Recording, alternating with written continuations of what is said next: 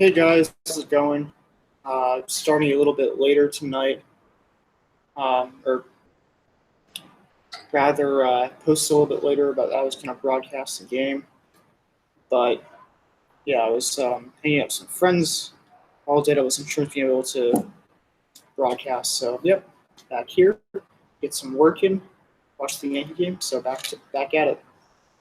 Tonight we have the Mariners playing the Yankees in Game 4 of the series. He's trying to get a series win. Currently lead the series 2-1. They won the first and second game. They lost 10-1 last night. So hopefully they'll bounce back. The Wise good pitching last week, Pat pitching tonight. It hasn't been that great so far, but hopefully he'll turn it around. And then he's facing Mike Leake of the Mariners. He's a pretty solid pitcher. He actually wears number 8, which is a very, very odd number for a pitcher. Then his catcher wears number 2. Tom Murphy's his catcher, the former Colorado Rocky. He also was a part of their walk-off last year against the against Dodgers to he was to win something last year for walk-off. I think they beat Arizona to make the wild card team. Yeah, that's what it was. I think Tom Murphy may have hit the walk-off or something. Anyway, he's a catcher for number 2. That's also a very weird number for a catcher. So, yeah, I think you don't see that every day. Next one tonight is DJ LeMahieu playing first base. So, Mike Fulda not the main anymore and wanting to avoid a day off. He's our normal first baseman, very good first baseman. At least offensively. He's working on it defensively. If LeMahieu at first, Sanchez catch. Gardner in center, Frazier DH, Torres at short, and Duhart at third, Talkman on left, Maven at right, Strout second base, and Happ on the bench. So, it's starting to look a little better. Your first 6 is pretty solid, then you have 7, 8, 9 years. It's a little weird. You definitely love. So we have left field, which is usually Gardner, right field, which usually be Judge, and second base, which usually be Torres, and it's a heck of a upgrade over those 3 guys. But, we'll take it. Of course, these guys are playing better than expected. And yeah, just have to roll with all the injury bug, roll with all those punches. But Yankees been handling like a champ. They're 21-15. It's a very good record. I think they're only 2 games or so behind the Rays for first place. They have the wild card right now. They're sitting pretty well. I think they'll definitely catch up to the Rays at some point. Play the Rays in that series too. That'll be a big series for them. We take tonight's series for a win, and then just go and hop the Rays. Hopefully win that series as well. So, yeah, been good for us.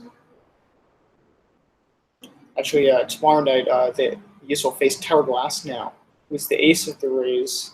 Actually, no, he's not the ace of the Rays. Glasnow is, but he leads the majors with 6 wins and has a 1-something ERA, which is ridiculous. It's actually tied for the lead. I think also with Domingo Germán and Jose Barrios. Germán, obviously the Yankees' own pitcher, and yeah, so it'll be a cool matchup. I'm not sure the Yankees are going to throw against him, but it'll be interesting to see. So here's Happ's stats so far: 7 starts, 1-3 record, 4.93 ERA, 38.1 innings. So yeah, not that great.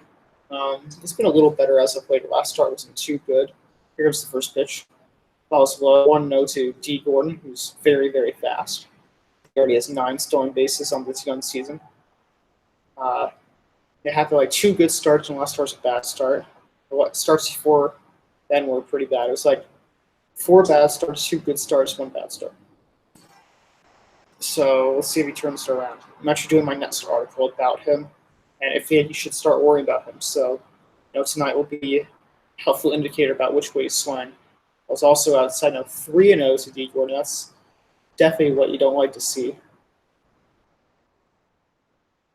First batter of the game, you're already behind 3-0. That's perfect. Doesn't even walk that many guys either, so hopefully he comes back with a strike right here. Yep, he does, of course. He's a professional pitcher. Be pretty disappointed in. So 3-1 to Dee Gordon. Actually, has 3 homers on the season, which is pretty solid for him. He usually doesn't have that much pop. He usually averages like 2-something homers a season, so this could be a career year for him in terms of homers. Most he's ever had was 4 a year. So yeah, not too much power, but a lot of speed. Batting 304 with 327 on base percentage. Also outside, so we lost to Speedy Gordon to the game.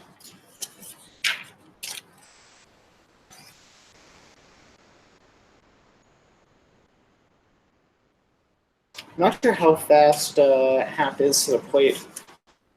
I don't think has a great lefty move or anything. I would say he's probably average. So, good chance we see Gordon running here. They do have a very good hitter behind him, Mitch Haniger, who was probably the Mariners' best player in general. Hap tosses the first. Gordon's easily back. It's funny to see LeMahieu play first base. He said here when he's telling me he's going to bring a lot of gloves. That's certainly the case, as he has his first base glove on. There's a strike in the outside corner, 0-1 to Mitch Haniger. And Mariners have some decent guys in the South. Tim Beckham is very good. Ryan Healy, Mingo Santana, Edwin Encarnacion, Dan Vogelbach's not bad. But Haniger probably has the most potential to do well with all these players. He could be like a 2020 guy with a very solid defense. Ball's inside, 1-1. I would say Tim Beckham also has that skill set within him. Probably a 2020 guy. But I would say Mitch Haniger has a better chance. I think Mitch Haniger also has like 30 homer pop too. So he'd be a 30-20 guy. 30 homers, 20 stolen bases at least. The Hap really has no move to first base, not intimidated at all. I'd have a big lead if I was Gordon.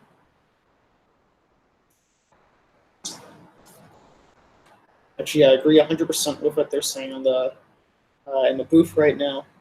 They're saying that Mariners make a lot of trades, but they wouldn't trade Mitch Haniger. That just shows you that how essential Mitch Haniger is to this team. Well, fouled back, now 1-2. So Mitch Haniger is gone. I think this is something like his 3rd full season or something like that. So he's like, barely on arbitration right now, which is crazy. And he also has the most potential. He's also like part of the young new Mariners core. They don't really have too much of a young core, but he's one of the guys I want to keep. Ball's fouled off, so count remains 1-2.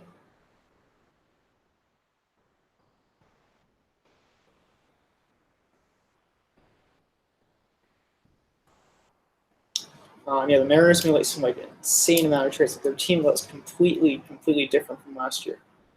Wow, so Hap has gone 0-3 with 7.65 ERA at home and 1.96 ERA on the road so far. 7 homers at home, so hopefully he is not turning to a Sonny Gray. And you could definitely see him worried about Dee Gordon there at first base. He didn't even throw down, he just faked a pickoff move, which is weird. So I would not be intimidated at all if I went with him. If I were Dee Gordon, that does. So he may even go on this pitch. And Haniger fouls that one off, so count remains 1-2. Happened the slider there and didn't get the swing and miss. Already had 10 pitches. Got recording out, so that's not too helpful. He's facing off against his former team, Jay Happ, that is. He's been on a decent amount of teams. He's been on the Mariners, the Yankees, of course, the Blue Jays, the Pirates, the Phillies, the Astros. I think that's it, but that's still pretty solid. And Gordon goes, Citrus fires, and good swipe tag by Estrada, but Gordon is safe. I don't think they're going to challenge that. They're going to look at it, but I don't think they're going to necessarily call a replay. They had to jump up for it. Close. It does look he's in there. If Estrada didn't have to jump for it, I would say it'd be closer. They're going to challenge. Wow. These are going to challenge that, so let's see. Hopefully he's out.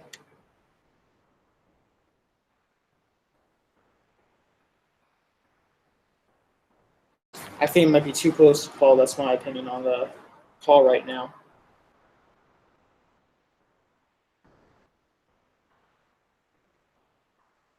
Actually, check that. D. Gordon had 10 stolen bases, not 9. He's 10 for 11 right now with attempts. This is without the current stolen base as it stands. So that would be 11 for 12 or 10 for 12. Let's see. And that'd be huge if we get this out. And I think they're just about ready to make the call.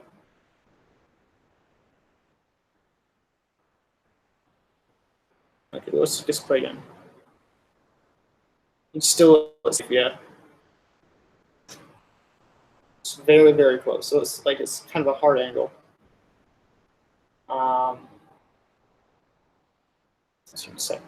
Yeah, better throw definitely would have got him. And yeah, this play is so huge because they have the stolen base in the stands. Runner in second with a very, very good hitter up. And, they could score with some productive outs. Gordon's very fast, of course. All he needs is a signal when he's home. Yeah, let's see. And he's out. Yes, and they overturned it. So great throw. Well, it wasn't the best throw by Sanchez, but it was a hard throw. More like a great tag from Thairo Estrada. I mean, heard them. The Yankees say he's like starting to Ronald Torres, but more power. And yeah, you can see that on the defensive side how good he is. And D. Gordon is caught stealing, which is great. So 1 away. And let's see if Hack can strike out Haniger right here. Nope, ball inside, full count. You can't walk someone after getting that big out. You can't do that. So, if Haniger beats him with a hit, by all means that's fine. But can't walk him. Fouls that one off. Camera's full, so it's still a very good at bat for Haniger. See that also is the reason why that stolen base would have been so huge for the Mariners because Haniger's he's tiring half out. He's having a long good bat. They don't even have recorded an out yet. This could look like an long inning, but out just helps it. He grounds it to short. Torres fires to first, and there's 2 away. So see, we now have 2 outs instead of 1. 14 pitches, which was pretty solid right now. Let's see how fast is that throw. 1.96 popped him 86.3 miles per hour. So very solid from Gary Sanchez. Very, very solid. Yeah, MLB average is usually like 82 miles per hour down the chute and 1.99 pop time. So not even his best pop time, but he got him.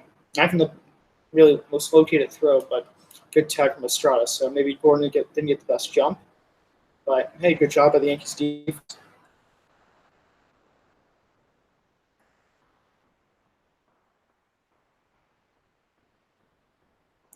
That ball's fouled off from Encarnacion, so count remains 1-1. Encarnacion's been on a couple of teams. He's been the Reds, the Blue Jays, the Indians, and now the Mariners. And that ball's a called strike 1-2. And depending on where the Mariners are at mid-season, they may try to trade him away, but so far they're doing very well. So they probably are going to keep him, but they were trading him heavily in the offseason.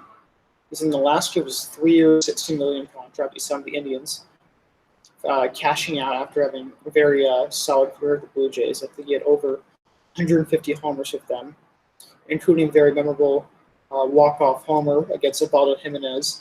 And I think it was was high, not full count. A lot of full counts from him. You don't like to see that. This will be his 20th pitch, which isn't very good in the first inning. Hey, that call stealing was huge.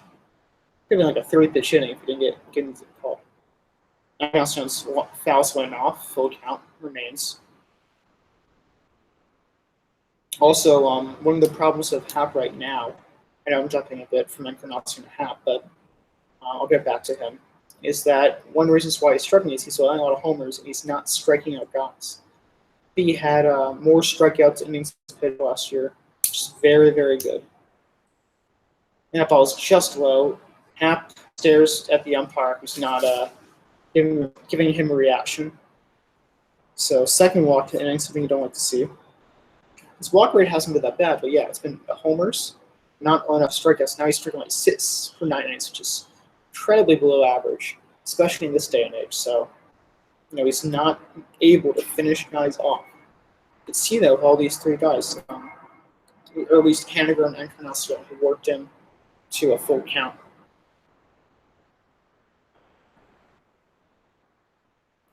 There's a strike on the inside corner on one. And I don't think he's very good at hitting hard contact too. So hitting the ball hard.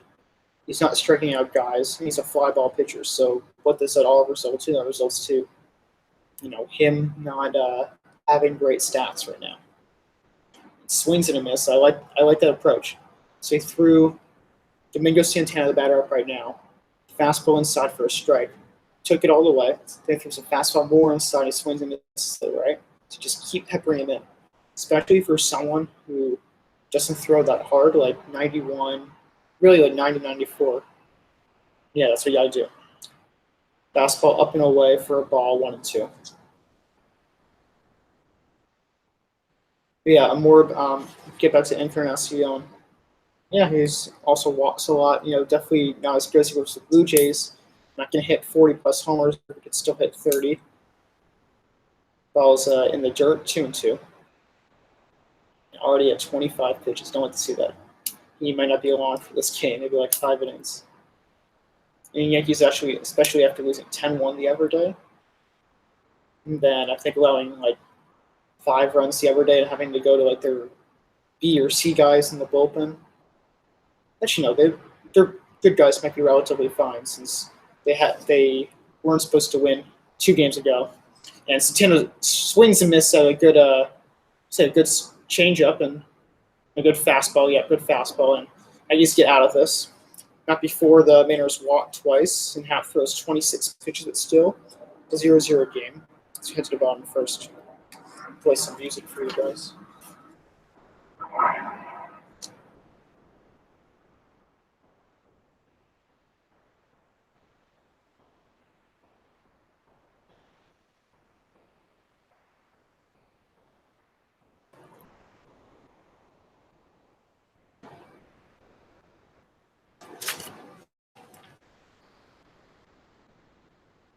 All right, I'll just put on whatever music for now.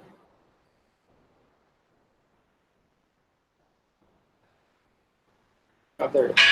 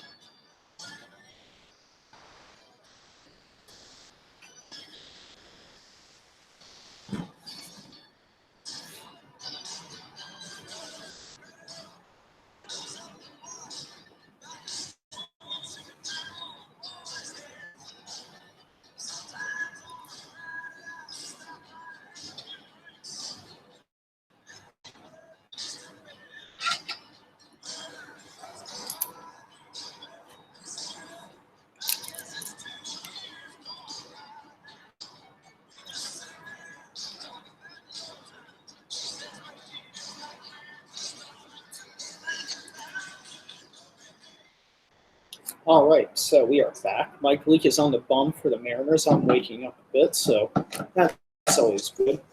I like Jay Happ. Leake is struggling right now, getting hit pretty hard. A long ball. That ball is low, 1-0 to LeMahieu.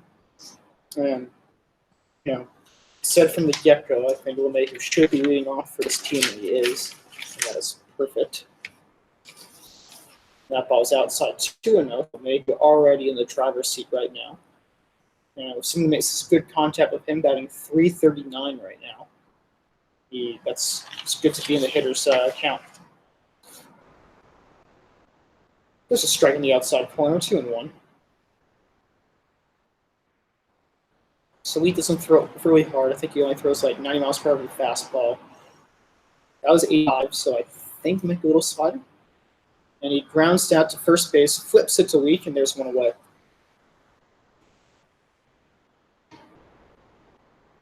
So the batter up now is Gary Sanchez, who's having a very solid year offensively. He has 11 homers right now, batting 247. He's also been injured for a little bit too. He's still doing that well. That's amazing. So yeah, he's definitely the front runner to be an all-star this year for American League catchers. There's not really too many who are better than him. You would like to see the average go up a bit, even at 247. I mean, truly, Gary Sanders can be a 260, 270 hitter at least. Just needs to go the upper way a little bit more. That's a strike, 0-1 in the inside corner. Jeez. So Mike Leake is a 92.5 average exit field this season, which is the highest in MLB. So he is getting hit. He is getting rocked so far. And Sanchez just misses a double down the line, 0-2. That was a hanger. I was like, I don't know what pitches for. I think it's a fastball, maybe a cutter. Yes. I think that was a curveball, I guess. If you throw 90, probably don't have an 80 mile per hour curveball. So I'm not even entirely sure what type of pitch that is, but it was a hanger, regardless of what it was.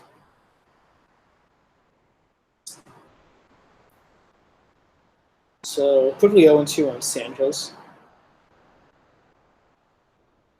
And lifts that to right field, and hanger is under it.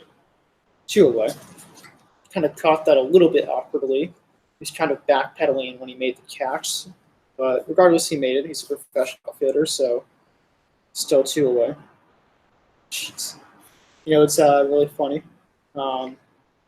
Yankees have had 36 lineups in 37 games. They haven't hit too many homers, of course, and they're very good when they're ahead. That's kind of like the scouting report they have. And that shows you a couple of things. First of all, it tells you that, you have to give Boone credit. There's a ball high. Awkward framing by Tom Murphy that gave Gardy the ball. Gardy has 6 homers in the season, which is very, very good. And as a grounder to first base, Encarnacion hasn't. Gets at the speedy Gardner. And Leak has a 1-2-3 inning. Before I go, actually, I'll talk about next soon, about why the different lineups are such a credit to Boone and why it's interesting. For now, keep listening to Glory Days.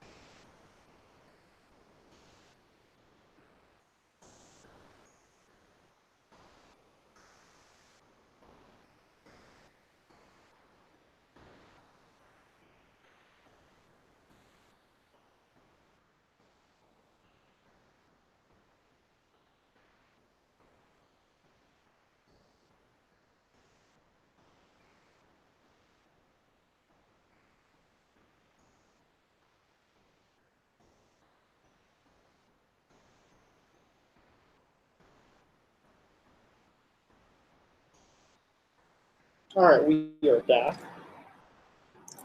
Ryan Healy up, who just missed a double down the line, 0-1. He currently leads the majors with 16 doubles, and batting 258, 6 homers, 24 guys, 318 on base percentage. So having a pretty solid season right now. So back to why it's interesting. The Yankees have 36 lineups in the first 37 games. Well, it's popped up, and who has it? Mayhew calls him. Stroud calls him off, and there's 1-1. That shows you why that's such a testament to Boone, because the hitters have. I was talking about Boone first, and I'm talking about why it's interesting for the players. So each day, Boone and the Yankees front office, mix and match, not really have any foolproof lineup that's going to do well. They're trying to get everyone in, and a lot of guys here are just kind of prove something. There's not really a set there's not too many guys who are just 100% going to be there for the Yankees. Boyd has to prove something. I would say the only person who everyone has to prove something in this lineup. Look at it. That ball's inside 2-0. Mayhew has to prove that he can handle the new switch with the team. Sanchez has to prove offensively. Gardner has to prove that he still can be a starter. Berger has to prove his Torres has to Torres and Duhart to make sure they don't have second sophomore slumps. That ball was checked foul, 2-1. See, they don't really have someone who's just already proven. Right? They have no Judge, they have no Hicks, they have no D, they have no Stanton, they have no Severino. Even in their rotation, I would say even the rotation, it's Patterson hasn't thrown that many innings. He's injured again. Ball's inside, 3-1. Tanaka's been wildly inconsistent. We have Herman and the last rest of something improved. We have CC, who can make his health hold more year. Yeah, they don't have anyone in the starting rotation to improve either. So that ball is inside strike. Full count to Tim Beckham. So a mix and match well and decide who's going to play where, and that's definitely testament to Boone keeping everyone happy, to the front office keeping it happy, to make sure to put the best field up that you can, and the most economical field up. And swings and misses at a good slider, and there's 2 away. Second strikeout for App. So really good job with the front office and Boone on that part to keep everyone happy. And by economical, I mean you can't play the same guys every single day or it's going to get tired. So then you got to mix and match. Who's going to play today? Void, you want him to go live every day. But is that realistic? No. And again, he's not used to, he's still very early on major leaguer. So, yeah. It's good that you give him a day off from time to time. And Vogelbach fouls one off his foot, so now quickly 0-2. This is so far a very good bounce back inning for Happ, who threw 26 pitches last inning, I think. Now is only at 36, which means he's only at 10 pitches this inning, which is very, very good. Again, if you're under 17 pitches per inning, you're doing a good job. We're going at the high fastball here. And he throws it right down the pipe, which is fouled off. Count remains 0-2. I would say the goal for Happ this inning is to throw 6 strong innings. That's going to be tough. If he can get out this inning at 40 pitches or less, he's in for 5. So he needs to keep working, keep having good, solid, short innings, and see what gets out of this. And high fastball doesn't bite, so 1-2 on Vogelbach. So Vogelbach is a lefty hitter. I thought you thought he was a switch hitter, but he's not. He also went off his foot again. Count remains 1-2. But really has had to prove himself time and time again in the minors. He's good. He's always good in minors. And hasn't been that great in the majors. But this year he's actually doing very well. I think he has 9 homers. something like that. I think like maybe even a walk off or two. Slaughter missed outside 2-2. And yeah, he's finally switched, finally starting to show he's a rival. And Mariners giving him a chance on this very good team. The Mariners are really the second best team in the AL. I think they're like something like 23 and I have to check. What's their record?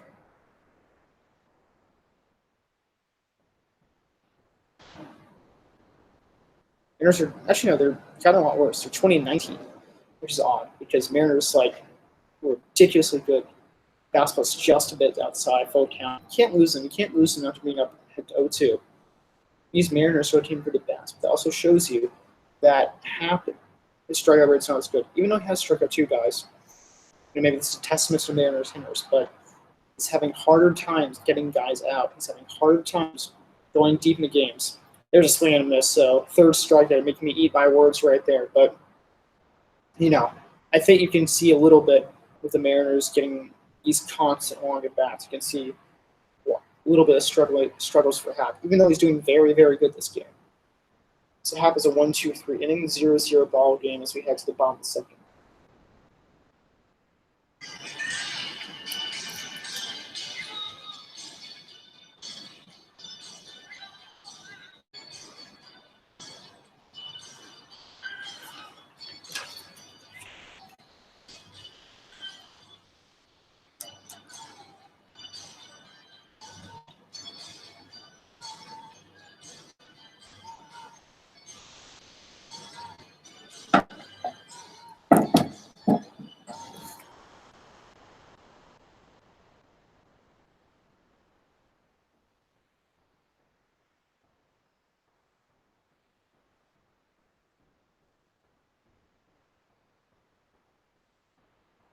I put on a different song for you guys.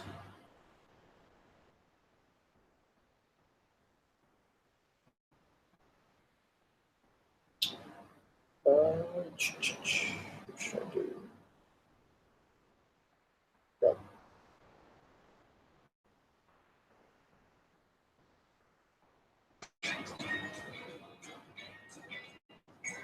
It's one of my favorites, surprisingly.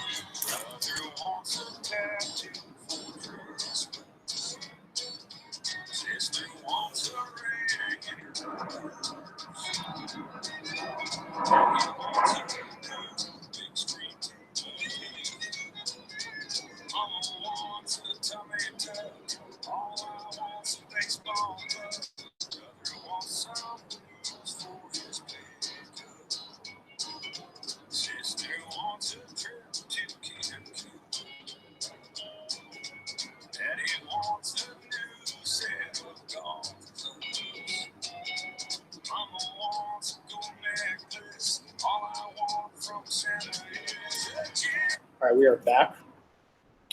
There's a strike in the outside corner to Clint Frazier. I'm pretty sure that one was the slider. So 0-1. It's actually really, really good to have Frazier back in the lineup. He was on a ridiculously hot start when he was healthy and before he got injured. That ball's low, 1-1. You do want him to do well. Here's the stats so far: batting 306 homers, 17 RBIs. So very good numbers. Lays off that one. Actually, wait, did it go?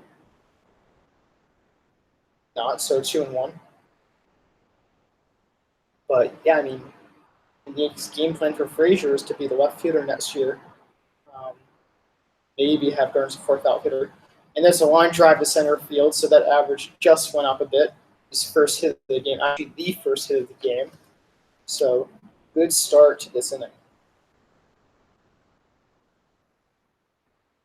And honestly, I think this is going to be a good game for us. Happ is looking pretty solid so far. He's actually getting his strikeouts in, figuring out this Mariners lineup, starting to settle down after a rough first inning. Mike Lee gets hit hard. He's hit hardest in the majors. Highest exit velocity in the majors. What do Yankees have? They have guys who hit the ball hard. They have Sanchez. We got Frazier. We got Torres. We got Andujar. A couple of guys who can really just crush a baseball in this lineup. And that was a wild swing by Gleyber Torres. So 0-1. That's a good thing with this team. I mean, especially also with like the guys who are trying to do something improve, like maybe the hardest hitting guys like Mayhew and Talkman and Maven and Estrada. All those guys don't really hit the ball too hard and get a pitcher who can just throw you some meatballs. Ball's ground to third, it's a fair ball. They throw to second. He is safe. Actually, it's a foul ball, just foul.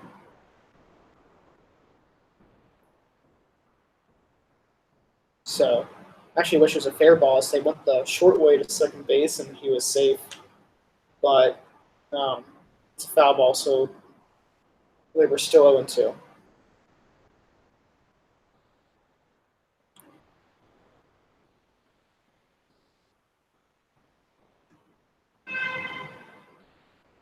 Actually, they're showing before the inning this like Oreo chocolate shade that looks very, very good. That ball's popped foul out of play. Now the count remains 0-2. Last time it was just 0-1, and then foul ball made it 0-2. Yeah, it was this Oreo shade. Like you could see the Oreo on top of the thing. It had like M&Ms on it. See a Yankee game May 29th between the Yankees and Padres, providing 9 of my best friends for a birthday party, so that'll be really fun. But yeah, I mean, you can. I definitely have to try that. Balls outside 1-2. Good take by Freed. I mean, Torres getting 1 a.m. votes 10 hours before doing this, 5 hours of sleep after broadcasting, and then I had a doubleheader to play today, so full day today. But yeah, good take by Torres. It was just outside, a very good 0-2 pitch, and he took it. Another good take. Hanging curveball that was inside 2-2.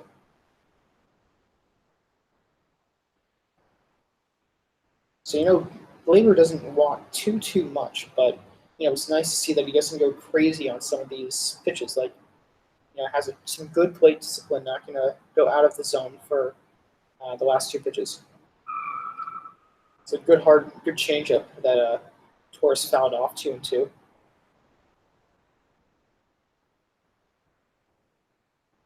So I think Mike Leake has only played on one other team, and that is the Cincinnati Reds, who he played on 2 other teams. He's on the Reds and the Cardinals, with a very good Reds rotation of Homer Bailey and who else? I think Bronson Arroyo. I think they definitely had to be teammates at one point. Some other guys too, very solid. And good stop by Healy, and everyone's safe. So what happened was Healy knocked that ball down. Like he made a diving stop, but he couldn't really transfer the ball with his glove and had no momentum coming off the ground. So he tried going to second, go to short way. Actually, no, he stopped with his glove, but he didn't get it cleanly. If he got it clean, he probably would have gotten 1. He stopped with his glove, went a little late from him, picked it up, had just no momentum. He's like off his front foot and had no balance, and everyone's safe. That's a hit for Torres. Back-to-back hits to start off the second. And now have our guy Miguel and Duhar up at the plate. And hopefully we'll see a bomb from him. First homer back from injury right here.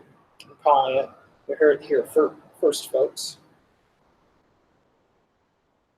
I want Duhar to get started in a real. I mean, he could be. Actually, hasn't hit a homer all season. It's only been 8 games for him. I want to start seeing him improve. I want to make sure that a torn labrum in his shoulder is A-okay. He is such a dangerous hitter when he's good for us. Fouls one back. 0-1. I mean, he had 47 doubles, 27 homers, I think it was a 299 average or something ridiculous like that. And that's amazing rookie year. Hits the ball hard, and he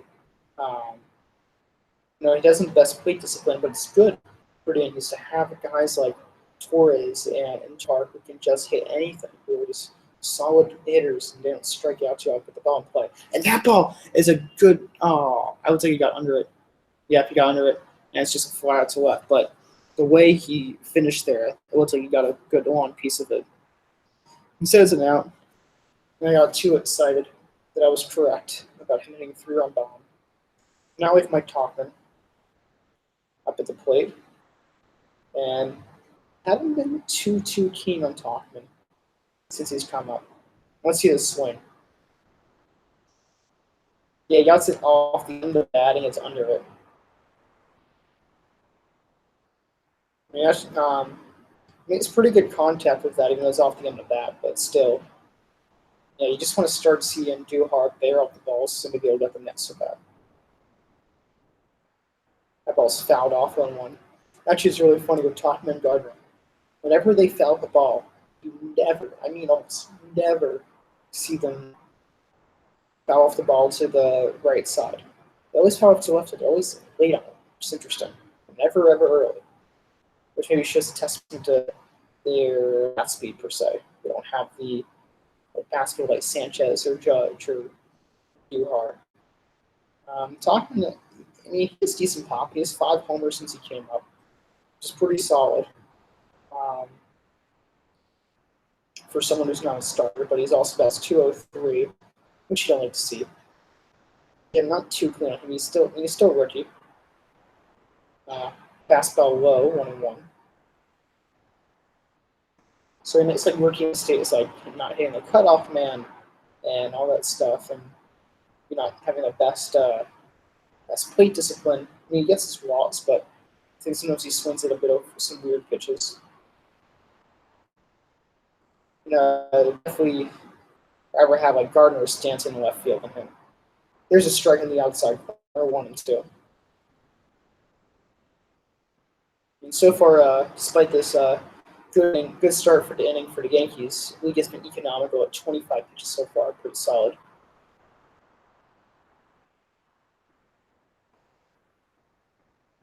So I mean, it's always been good at giving teams innings, even though he's getting rocked so far in this early season. Fastball's outside, 2-2. I think with the Reds, he was always like a 180 regular guy. Then when he finished his tenure with the Reds, he became a free agent, set a 5-year, $80 million contract with the Cardinals, who then traded him to the Mariners. I think he's still on that contract, I believe. He is on that contract. It's going to end pretty soon, maybe this year or next year. Yeah, he's definitely the pitcher he used to be. Used to be a sub-4 ERA type of guy. Still might have been that last year, but I don't hear about him as too often. And he used to be a really, really solid 3-starter. And that ball's fouled off 2-2. I will say this. I mean, Talkman has one of the bets. He'll foul off pitches, kind of like a hybrid of like. Yeah, he's like a Gardner essentially in some ways. I mean, he can never be at Gardner's level, but he has speed. He has potential for good defense. And that ball is like a jam shot to right field. Hander coming in makes the catch. Everyone stays, so 2 away. I was hoping that ball would get down, advance the runners, but it's not. I think he's another outfitter that's not too proven right now. I mean, he's proven the past, but he has to prove himself once again since he's more of a 4th outfitter on the teams he's been on, and that is Cameron Maybin, who scored on the walk-off hit from DJ LeMahieu in the 2nd game of the series. He just came all the way back, I believe a 6-3 deficit in 9th inning.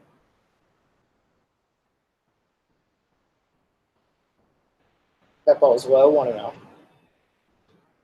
I mean, Maybin still has very good speed. He's kind of weird in the outfield. Like, ever somebody's played the outfield for so long, looks a little bit off. Some of the way he catches ball has to hold the under him very well. And there's a line drive to right field, and who cares about his outfield defense? He's got some RBI, and I think that'll just be one. And he gets an RBI double. So you take a 1-0 lead, all thanks to Cameron Maybin, and also Frazier and Torres to set up the inning. And wasn't hit too far. It was hit like maybe halfway between first base and left field. Hennigan's run a long way to get that ball in foul territory after it landed. Like, of course, it hit fair territory first, and then rolled into foul territory. One of those like classic doubles over a first base bag. It was kind of like a blooper. You didn't really get all of it. It was kind of like off the end of the bat. But he just take a 1-0 lead. I'm happy. Who cares? Because geared outfield defense, he catches the ball still and drives some runs. That's what you want. Estrada swings and misses that ball all in one.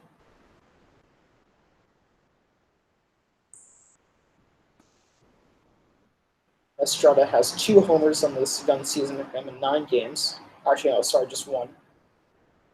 So he hit a homer yesterday, which confused me, but it was earlier in the series. That was inside 1-1.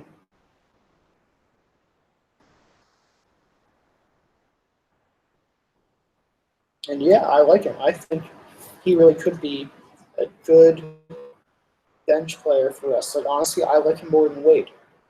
I think Trump's fast. I think he plays good defense. I think he can hit a little bit. And Wade has some of those skill set. He's definitely, I think he's faster than Estrada. I think maybe he's a bit of a better defender, but can he hit? No, he can not hit. Wade has not been able to prove that he can hit the major league level. And so far, I like what Estrada has. He makes good contact. He hits the ball decently hard. You know, he really is a Torres that's just a little bit of a better hitter. And he fouls one off, so 2-2. And now Mike's pitch count is not economical. This will be his 35th pitch. Again, if Major League average is 16 2/3 pitches per inning, which is below average so far, and hopefully Estrada will keep adding to his inning. The number of his board and takes the ball, so full count. Hey, if he gets on top of the lineup, get LeMahieu up, who's a very good hitter, very good runner scoring position, I'll be perfectly fine with that. So a base hit, ball 4 right here for Estrada.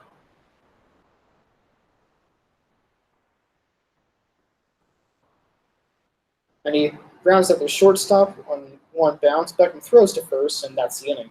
Not before Yankees get a run on the Cameron Gibbon RBI double. He's up 1-0 as we head to the top of the third.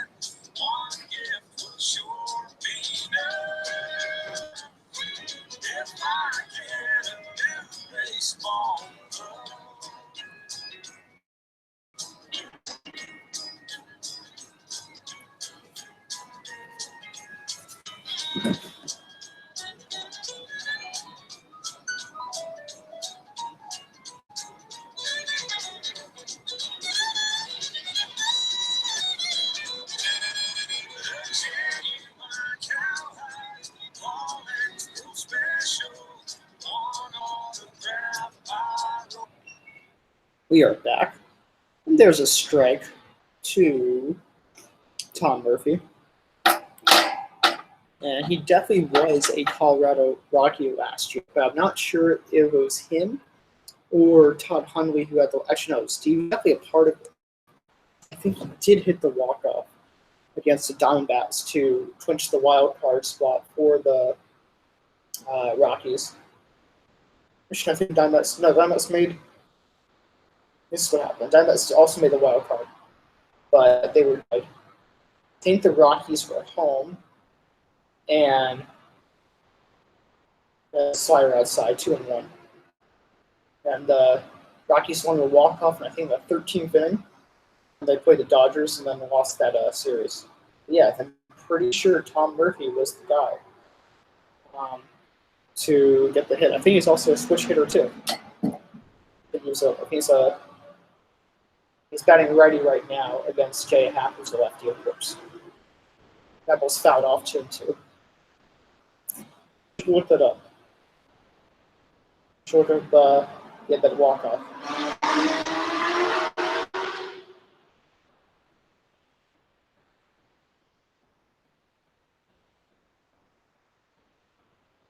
That ball's popped foul out of play. Count remains 2-2.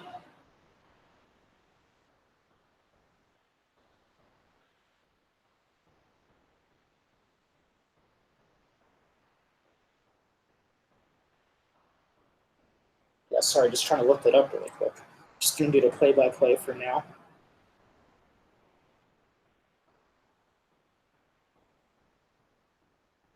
Swings and misses a high fastball. 4 strikeout for Jay Happ and 1 away, making me eat the words when I said that he is not putting guys away, because he is certainly doing that right now, striking out the last 3 batters. And hey, maybe this is him starting to turn over a new leaf.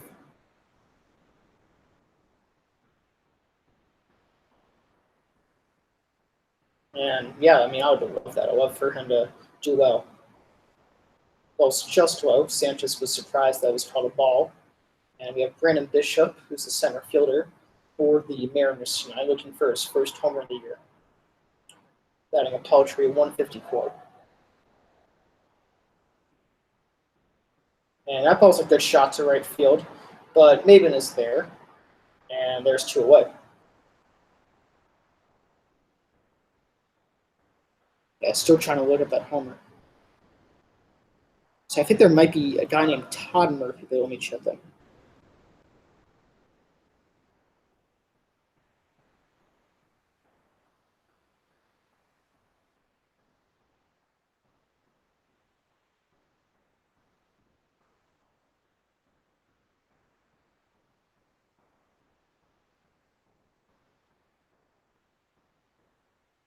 There's a strike on the inside corner, 0-1 to T. Gordon.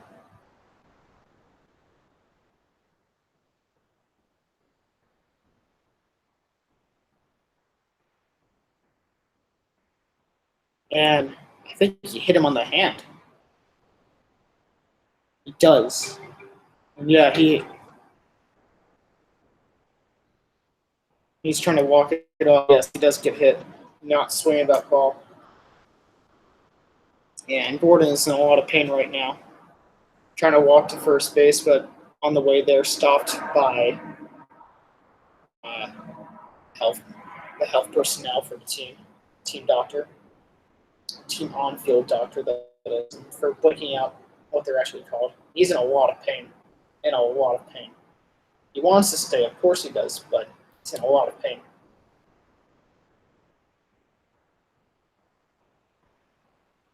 He did not swing. It was kind of like when he turned around to swing for the bat, like right before he actually swung, ball hit him on the hand.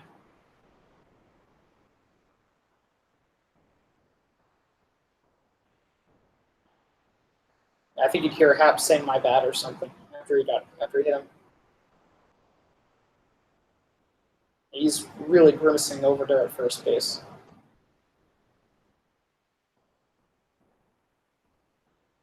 Yeah, he's squeezing his hand. Gordon's not feeling it right. I think they're going to take him out of the game. Don't like to see that. Hate it when you see guys get injured on the ball field.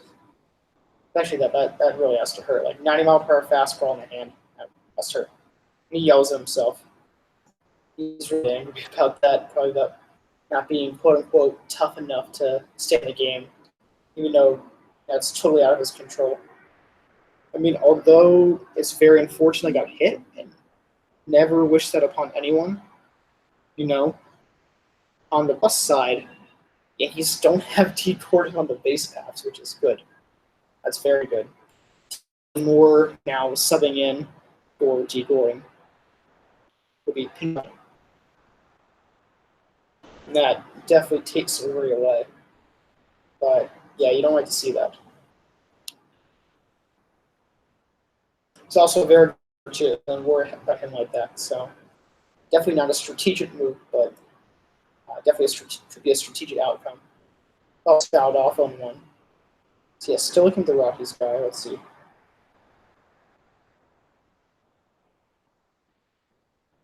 No, it wasn't. Okay. So it wasn't Tom Murphy, it was Tony Walters. And I think Tom Murphy was a backup catcher for the Giants. I thought he was in the Rockies at some point. So I got to check that out. And Kenner does go around, so quickly 0-2. Yeah, this could be another solid inning for Happ. Didn't walk anyone, which is good. So far. But if I pitch, you got to let a guy go on first base quickly. If that pitch does the trick. Also on a dirt, beautifully blocked by Sanchez. If snap throws to first, Moore is safe. Good job by Sanchez. Always like to see aggressiveness like that.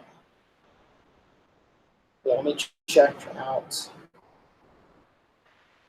Tom Murphy.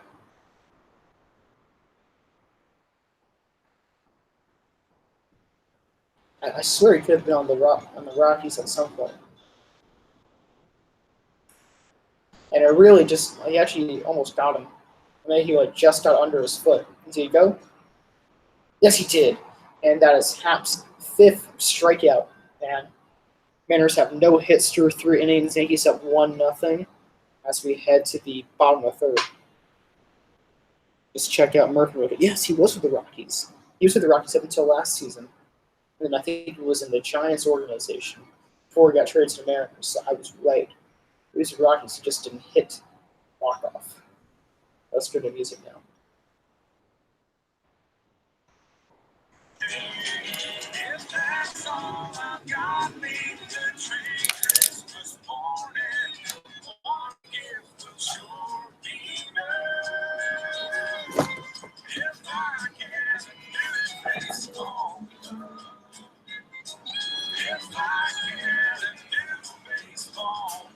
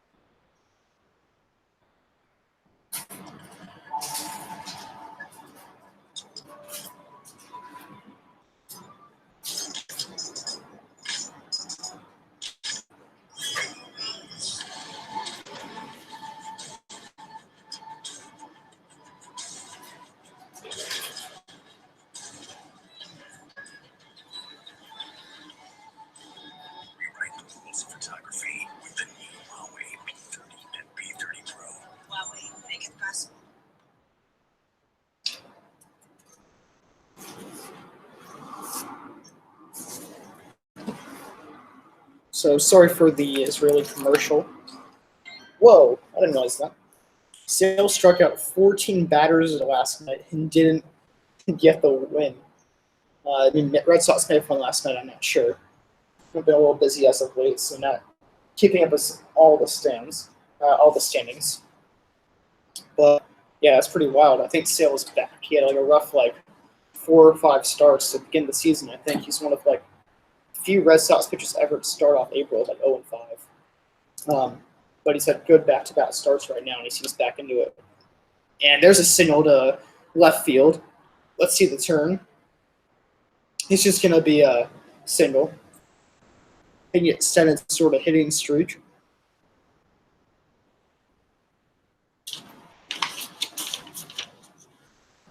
This video extended to something, but I didn't get the number.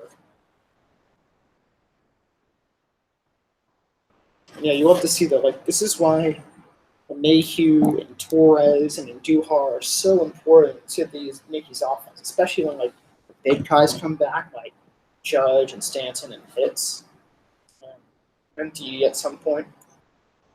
Is these guys they can hit the ball. They have such good.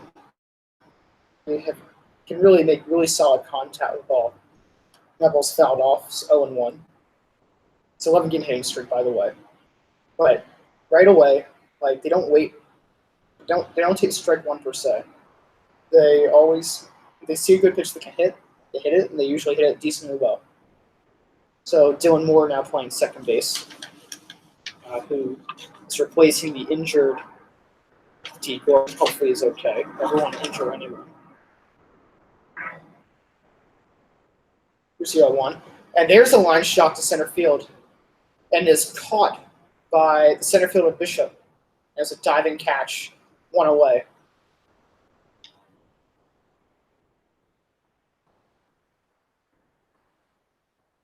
Yeah, it was a good, solid shot to center. I didn't think it even went that far, but yeah. It wasn't so much a diving grab. It was kind of like a tumble after he caught it, like he just fell on his knees. Just wanted to make sure it was kind of diving away from him, which is strange. Yeah, it is a little strange. You would think, yeah. He was diving away from him, and he was just trying to make the ball secure, so he had almost like had a two-hand catch as he was going on his knees. So one away, Gardner up the plate. He's batting .216 on the season, which is nothing you don't want to see. Has 6 homers, which is great. It's very good power for someone like Gardner. Very surprising, actually. There's a strike in the outside corner, 0-1. Usually has very good hot Aprils and even Mays. But yeah, the average is in there. I think his walk rate is still very good. See the on-base percentage is 100 points higher, which is very, very respectable. But when your average says awful as 216, your on-base percentage is very weak. Only getting on 316%. Only has a 316 clip the on-base. There's a slider for strike 2, 0-2. Yeah. So Gardner's interesting because he is not afraid to take a strike, which is good. I mean, that's how it should be. Very comfortable for being 0-2, which, of course, means he's going to strike out a good amount. And also shows that his contact skills aren't too great. Decent contact skills, obviously very solid contact skills, and he's also professional. But he's not going to, if he sees a pitch he doesn't like, there's a straight through outside corner. Gardner doesn't have the second or the third call. There's a couple words with the home plate umpire before he walks back to the dugout. That is Wheat's first strikeout of the night. That's really a strike the whole way. So I don't know what Gardner was looking for, not that. So I wasn't looking for a slider.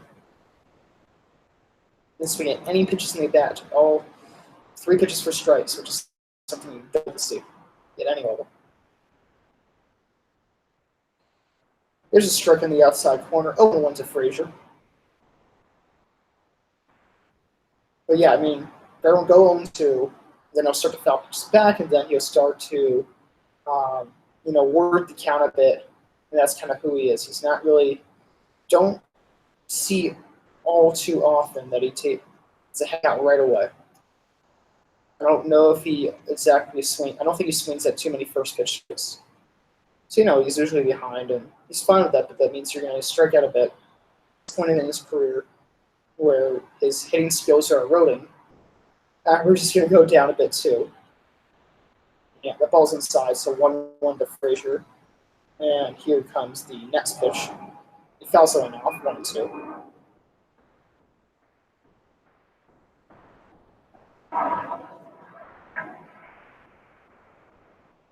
Love to see a couple guys starting up, start to heat up very well. You love to see Frazier heat up. You love to see Torres heat up. Actually, I think Torres has been okay. That's solid. You love to see really Frazier and Duhart start to heat up. Like those guys can be such important pieces in the lineup. Like really, they can be the power in this lineup before Stanton hits return. They are the power in the lineup before Stanton and hits return. Besides Sanchez and Boyd, so they need to be there. They need to be there and help this team. So you love to see them start just hitting the ball hard, start barreling at baseballs. That's way outside, 2-2.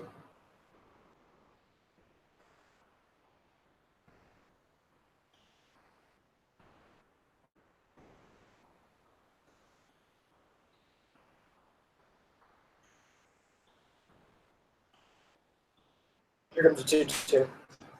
Frazier fouls one off. Count remains 2-2. So Frazier, if you don't already know, or have already heard my spiel about this, is the prize jewel of the Andrew Miller trade. He's had a pitcher named Andrew Miller, who was a lights-out closer for them for a couple of years. I think he signed like a 4-year, $40 million contract with them. And first years were phenomenal.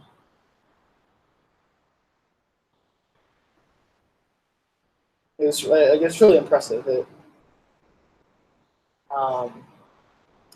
He was just this lights out closer for them. He just had such nasty stuff. He still does. He's with the Cardinals now. He's their closer. I think he's struggling a little bit. That ball's fouled off, so still 2-2. But for the trade, I remember 3 of them. They got J.R. Firesen, who's kind of forgotten about, but still in his system. And Ben Heller, who's turned back from injury in like June. I actually liked one of my comments had about him, hoping him for a good, healthy return. That ball's popped up. Who's going to catch it?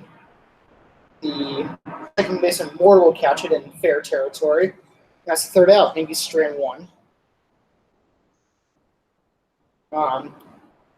And then Frazier is a crown jewel of it and was known for his legendary bats, but he's been up and down AAA majors the last couple seasons, had dealt with some injuries, and really starting to make his mark this year. And hopefully, he does so well, he'll win the left field starting job for next year.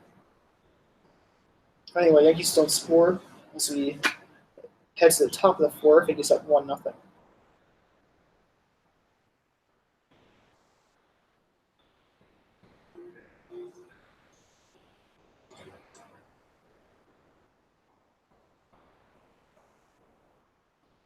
Says I am the greatest player of them all. Spread on the shoulder, squeeze up the ball. All goes up, all goes down. Swings bad on the field. So still, sound, small, to the ground. I'm a little boy. Doesn't say a word. Picks up his ball. He's undeterred. Says I am the greatest there has ever been. This is too. Tries it again. The ball goes up, the ball comes down. Swings bad on the so still you hear the sound. Small falls to the ground.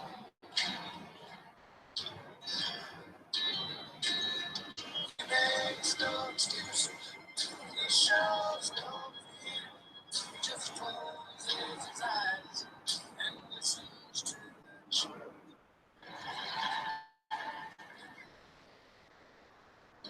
Just as picks up his ball, stares at his man. He says, I am the greatest. Game is on the line. Gives his all.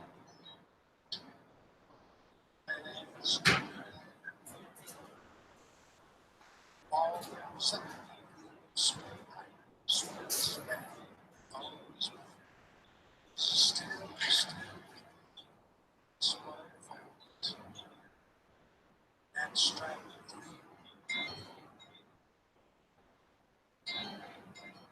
Now it's summertime, and his mama calls. Little boy starts home. He's bad at the ball. Says I am the greatest. That is a fact. So we have a 1-2 count. My bad. 2-2 count. Yeah, sorry about that. Just preparing a snack for myself. Some ramen noodles. As is all I can find in my drawer right now. Very much like. Ball was fouled off, so 2-2 to Encarnacion. It's top of the fourth. That's at 61 pitches, so this pitch count is starting to settle down.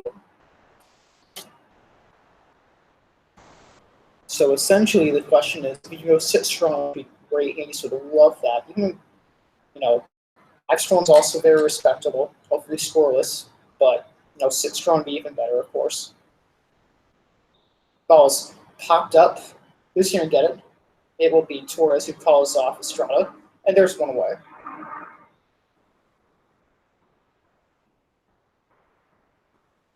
Essentially, the question is, can he throw about 40 pitches in 3 innings, which is, definitely hard to do. That's about 13 pitches in innings. So you have to be very economical. You have to be very efficient of your pitch count.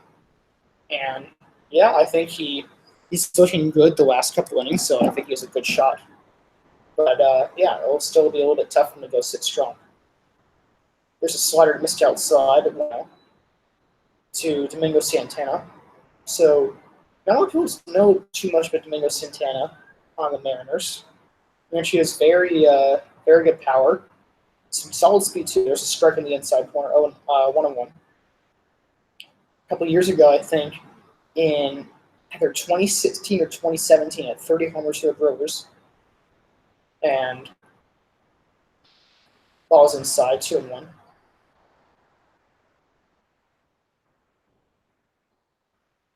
Let me just write down the note.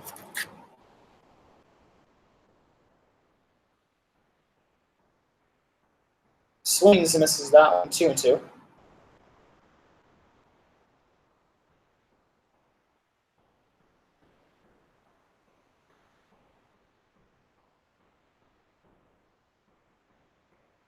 So 2-2 counts Santana.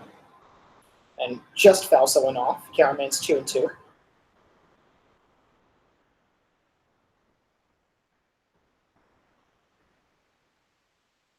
Yeah, so Mariners really a good.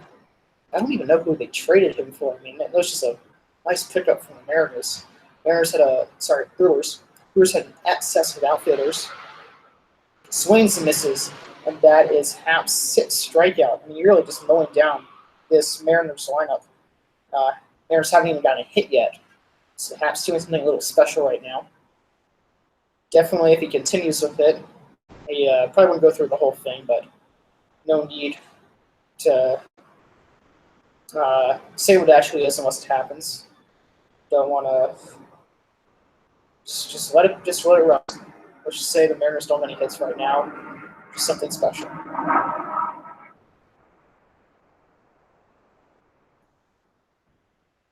There's a ball outside, 1-0. And Ryan Healy back at the plate, who popped out to second his last time up. So it'll be a Happ 70th pitch. This ball right back to Happ, who throws it to first. And another 1-2-3 inning Happ, who has retired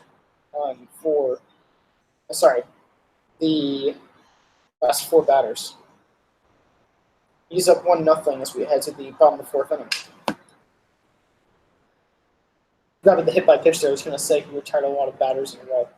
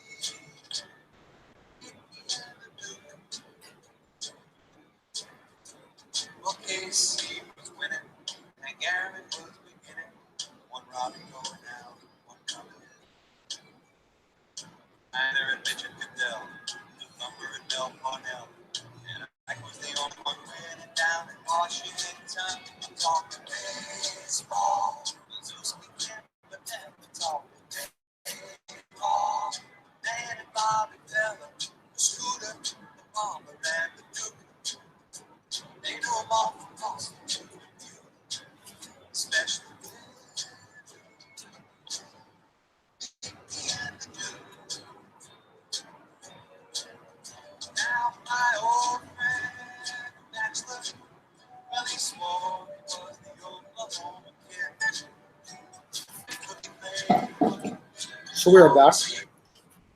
There is strike one to Torres. Took a hanging curveball.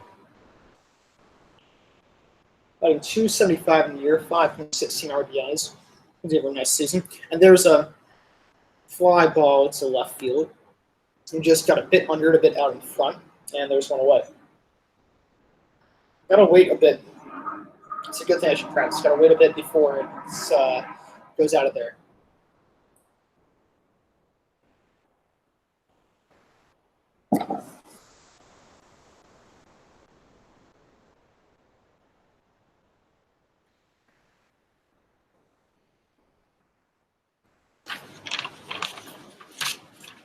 That ball's hardly hit foul. 0-1 to Andujar.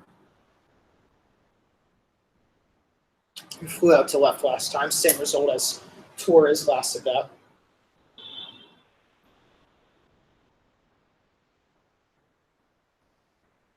It's still so weird to see a pitcher with a single-digit number. You really, really don't see that like every day. Like the only other pitcher I know of a single-digit number is Marcus Stroman. The ball's tapped right back to Leak, throws to first, and there's two away. So 2 quick outs for Mike Leak. And yeah, Andujar has still not found his stride since coming off the IL, injured list that is. And you gotta wonder, is his shoulder still bugging him? I mean, it's still a torn labrum. Don't get me wrong, it's still a torn labrum in his shoulder that is not as torn as we thought. Had him out for a little bit. He's been cleared to play, of course, but those injuries kind of last longer than people think. There's a strike in the outside corner, 0-1. On a first pitch strikes for Leak, and he's retired the last 5 batters. Ball outside, 1-1. Yeah, you wonder if that's one of the reasons why he isn't hitting well. I mean, he also was out of baseball for a month, so that could also explain why, of course. But yeah, I mean, you want to start seeing results from him, of course.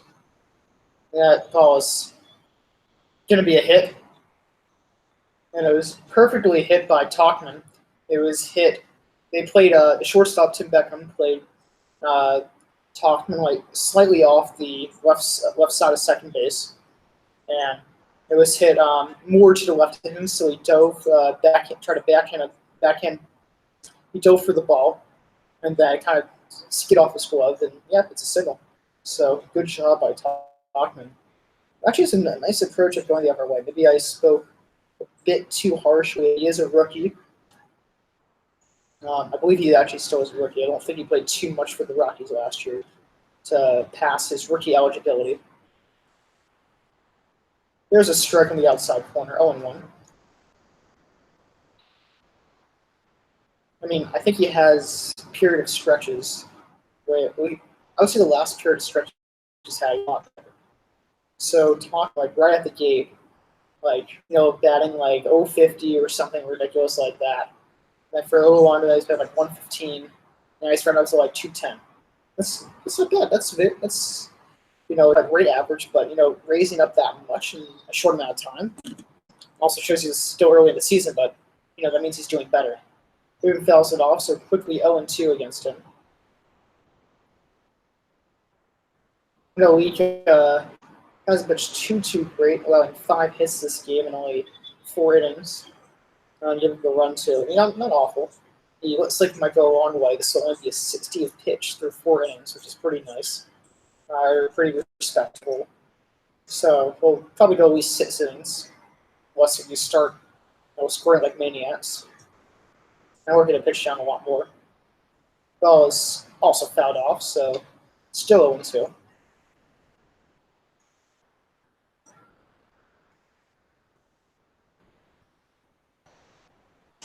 These broadcasters right now are arguing what a scoop is. Personally, I know what a scoop is. My definition of scoop is it's a short hop, which means it's a quick one bouncer into the glove. And Maven checks foul, So 0-2. Still 0-2. He tried to swing the ball and foul. So shortened up chest foul.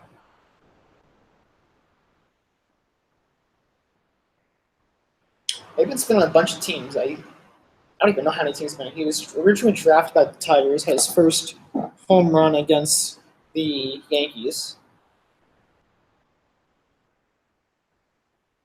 Ball's inside, and it's for strike three, and Maben can't believe it. And Lee retires his side, stranding one. Yankees up 1-0 as we head to the top of the fifth.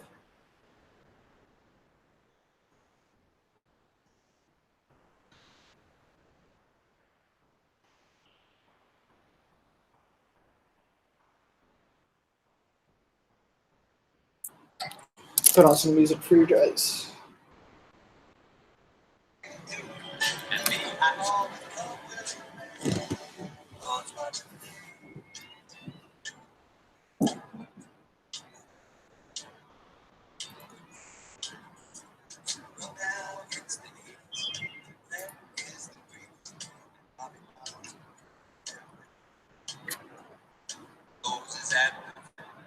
Rusty again is a net, and the great Alexander is pitching again. Washington, it's all baseball, like Reggie Cheesy Pet, it's all baseball.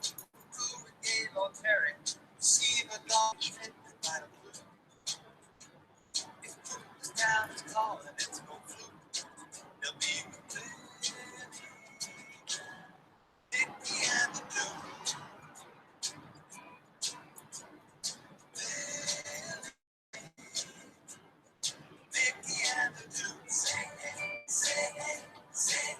It was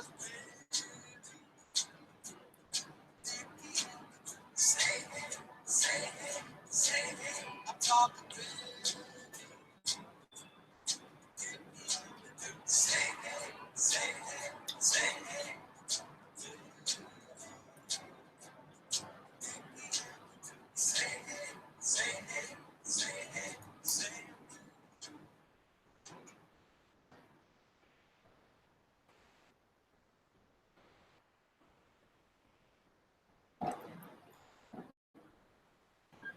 קירה ספורטאץ' חדש, עכשיו בגרסת פרמיום.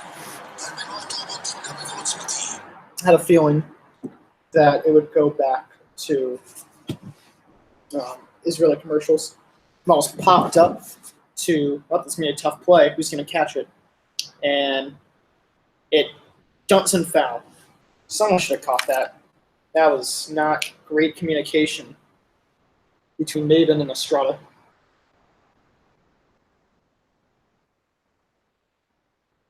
I think Maben didn't run full speed to it because he thought Estrada had it. Estrada did a little bit of a better beat on it, at more of an angle, but actually, Maben has a better angle. So, really on Maben for not catching that ball. It wasn't really that close to it, but it looked like Estrada had it, and he just kind of stopped at his track. So, I don't know. Just looks like he should have caught it. Quickly, the other one. CC's here right now. I mean, you're going to listen to it, go play by play, tell you what he says.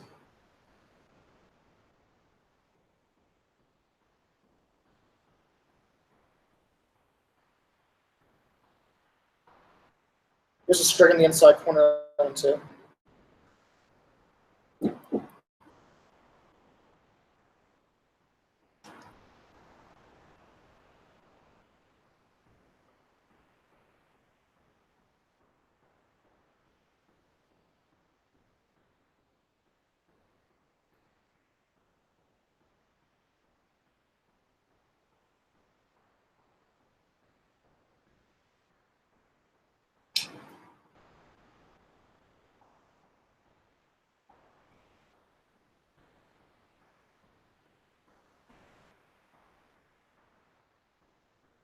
And that's a strikeout for Happ, so one away.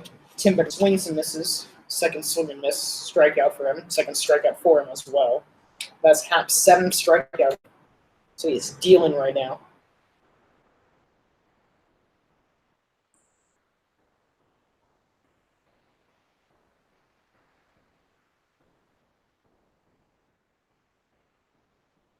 Still talking, so I'm just doing play-by-play right now.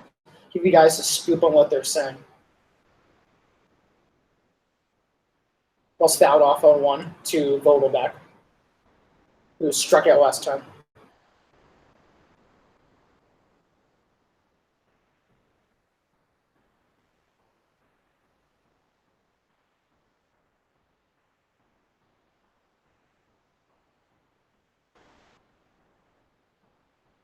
The ball's low, so 1-1.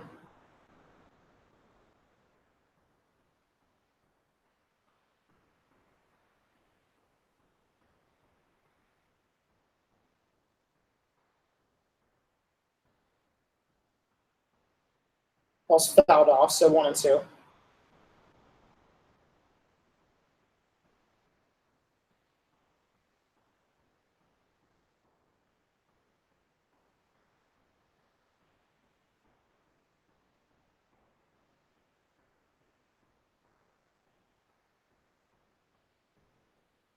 Ball's way inside, 2-2. Almost hits Vogelback.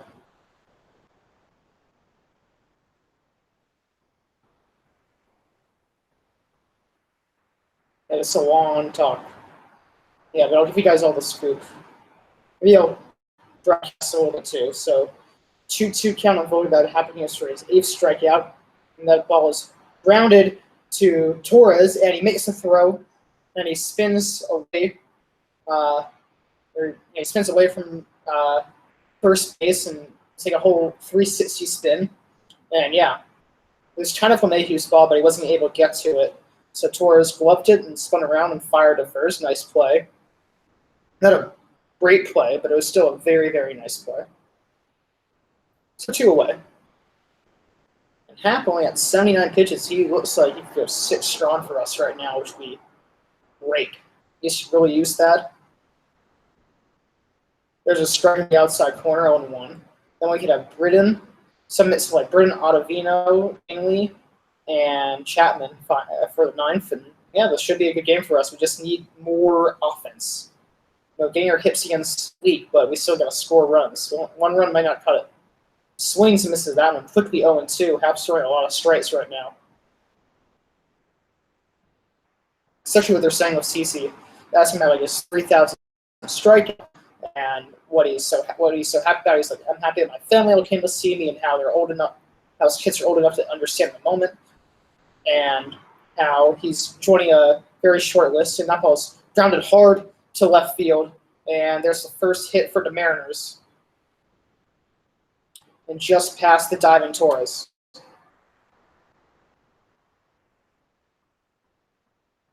They're showing us 3,000 K right now. A nice slider. Struck out John Ryan Murphy, who's also a pretty important Yankee history. He taught Rivera's last game. He caught CC's 2500 strikeout, and he's part of the Heron hits trade. So, yeah, it's pretty funny that he's so much part of Yankee lore, even though he's not the most well-known of players. He's really just like a backup catcher. That was low, 1-0, but he's starting to do better.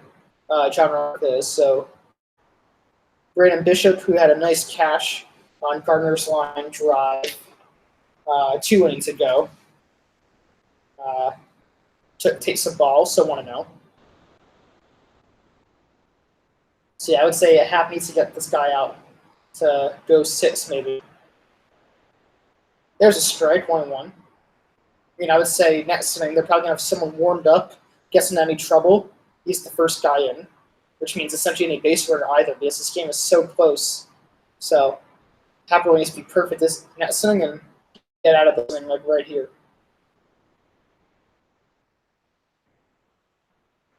That was low, 2-1. Also, they're talking about how CC didn't want a whole grand tour like Rivera or Jeter. Instead, he wanted to dedicate some stuff for his charity and kind of all the places he visited, do a little tour. Some of his big charity softball game event where he's coaching, and so is Ryan Rucco, who does a podcast on about just inside. Not to use that call, but yeah, now 3-1. Again, Happ really needs to get this batter in order to pitch strong, and I would love to see that. Yeah, him and Ryan Rucco are talking right now, which is cute because they do the podcast together. Ryan Rucco was a very good announcer. There's a fastball in for a strike, full count on Brandon Bishop.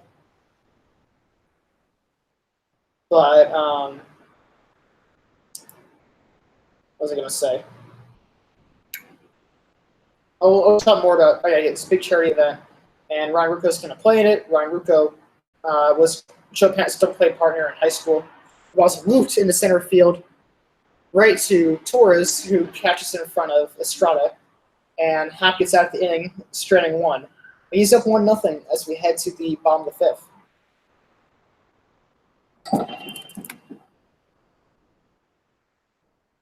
Found a good baseball song.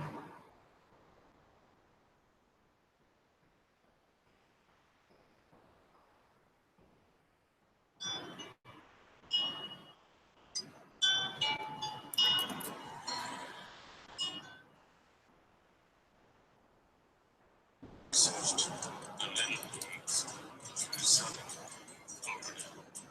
I was found through the trees, through the pines of Georgia, way on up to Ohio, and over to Watson's Glen. Finally, you found you only 10. Out there in the potato fields at the edge of Idaho, you're just a young boy, but a man that he threw with 99, maybe threw it at all. Out there in that pitcher's mound, he was 10 feet tall. He threw with 99, maybe threw it at all. You never saw a boy such a mean fastball. Returned to his eyes. Said to him, son, the future is for you. He talked to his mother and his father too. They were so happy if they only knew. He threw with 99, maybe threw it at all. Out there in that pitcher's mound, he was 10 feet tall. He threw with 99, maybe threw it at all. You never saw a boy with such a mean fastball. On opening day, There's one of those baller strike. Didn't really. The game was like pixelated, so not sure what the umpire called there. There was a pitch. Definitely know that. Ball was low, so there's at least one ball. Yep, my iPad just died, even though it's at 4%. So let me switch that out. I don't think I'll be able to play music for the rest of the night, just because I gotta use my phone. Yeah, 1 second, folks. I just gotta put on the game.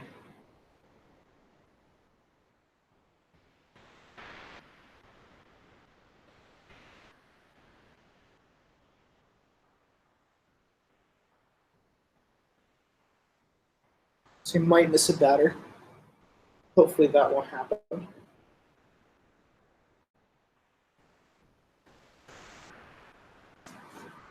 No, we did not. It's 1-1, so the first pitch was a strike. Probably a little bit delayed. Thyro Strata. No, there is one out. Darn, so we did miss a batter. Not sure what happened. There is one out. There's a foul ball. So 1-2.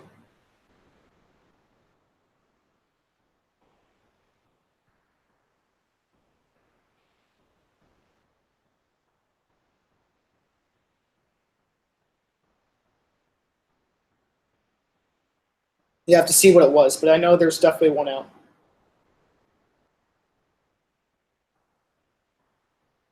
So 1-2 count on LeMahieu. Ball inside. So 2-2. And yeah, I mean, Lee Leslie's may even throw 7 innings this game.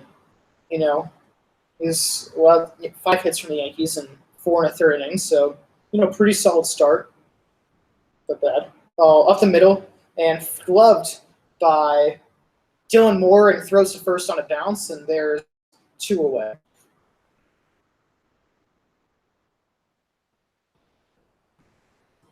Yeah, Yankees couldn't catch a break as balls hit up the middle pretty hard, but it ricocheted off the mound to Dylan Moore, the second baseman, and on one bounce he threw it to first base, and nice play by him. Got LeMahieu with plenty of time, and there's 2 away. Again, not sure what the first out is, but I'll let you guys know. Because I had to change devices to watch the game. And that ball is low and outside to Sanchez, 1-0, who is flown out to right and lined out to center. Actually, has a very hard hit ball. Nice play by center fielder Brandon Bishop last time. Ball's outside, 2-0.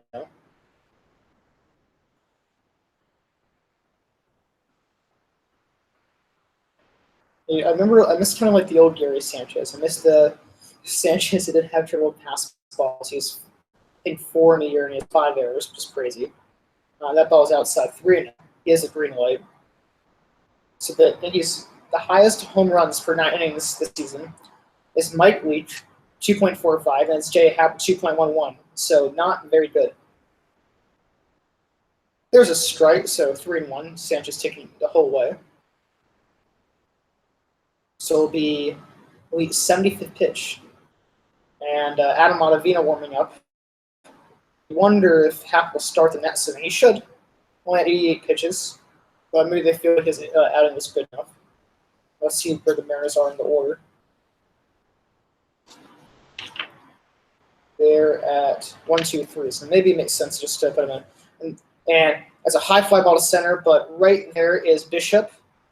And Sanchez just missed that one. 1, 2, 3 inning for Mike Leach as we have the top of the 6th. Again, there's not going to be any more music because I gotta just I have to ice it out of the app. It's very annoying to just kind of roll back in and miss some of the play. So I'll let you know when the break ends. So Thairo Estrada lined out to center. That's what he did in his bat. It was number 9 hitter.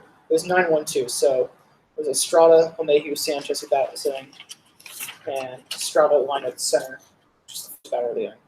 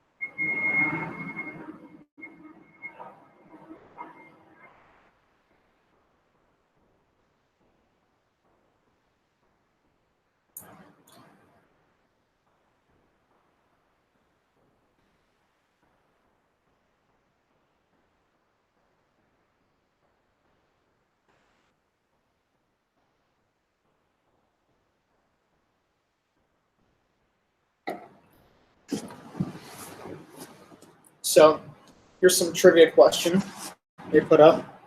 There's a strike in the outside corner on one. So who are the 3 players who played for the Yankees and Mariners and are in the 3,000 hit club? It's a trivia question. And more shows bunt but takes it for a ball, 1-on-1. Takes it back for a ball. Have the still pitching, but Ottavino ready to go at any side of danger. Probably any base runner that gets on. Any base runner gets on. I'll probably be in there. Oh, inside, so 2-1. Again, more showing bunt and then taking it back after seeing it was going to be a ball. or is pretty speedy, apparently. I mean, if he's showing Bunny, he has to be somewhat speedy. I'd love to see Hacker sit strong. Sit scoreless innings, that would really help. And, my next article is about whether ball's also low, the 3-1. Is Hap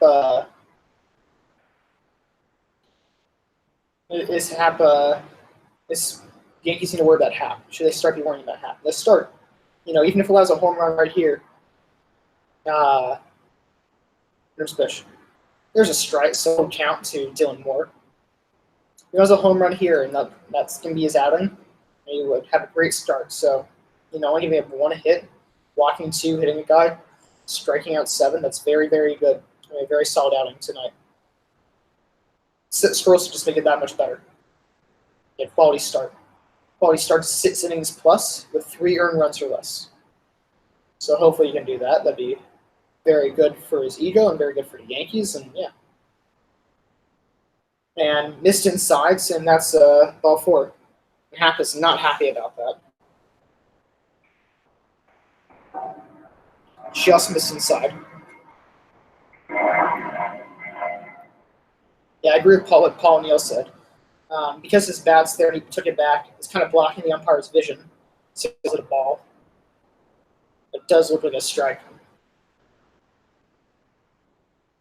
It's funny, even with a full count, Moore was just trying to bunt the whole time, which is strange.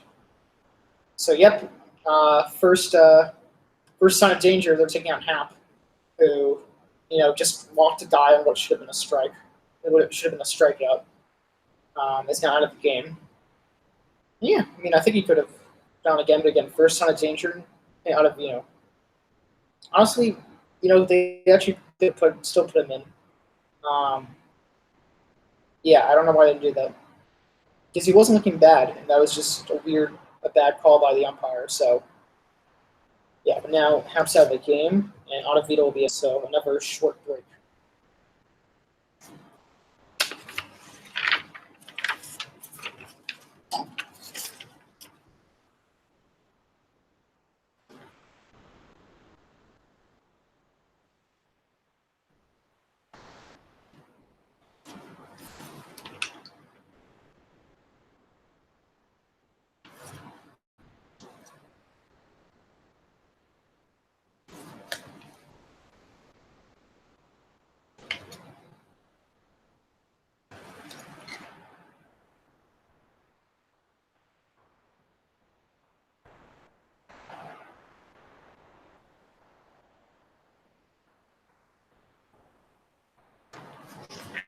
I'm going to check my iPad in the meantime during the break. Trying to get back. The inning should resume.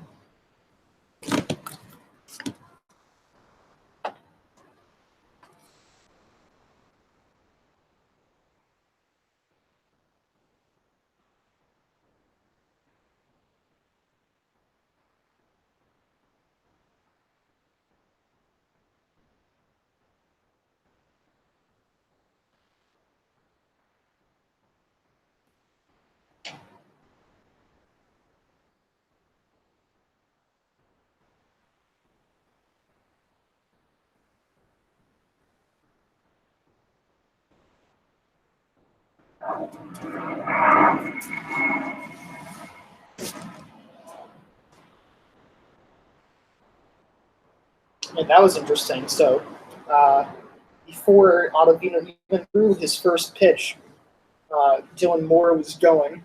He was trying to steal. And what happened was he was starting to run down the line. And then Ottavino saw through to first, but then he came back safely, which is pretty remarkable. I think maybe he was just trying to get a head start. I don't think he was running the full way. Else he probably would have been picked off. But, yeah, so still no pitch. Nothing happened. Yeah, you might see Dylan Moore steal right here, especially this close game. Gary Sanchez's arm will be tested once again. Good hold by Ottavino. He goes. Good 2-seamer inside 0-1. I mean, you really have to see Ottavino's pitches sometimes. There's video game type of movement.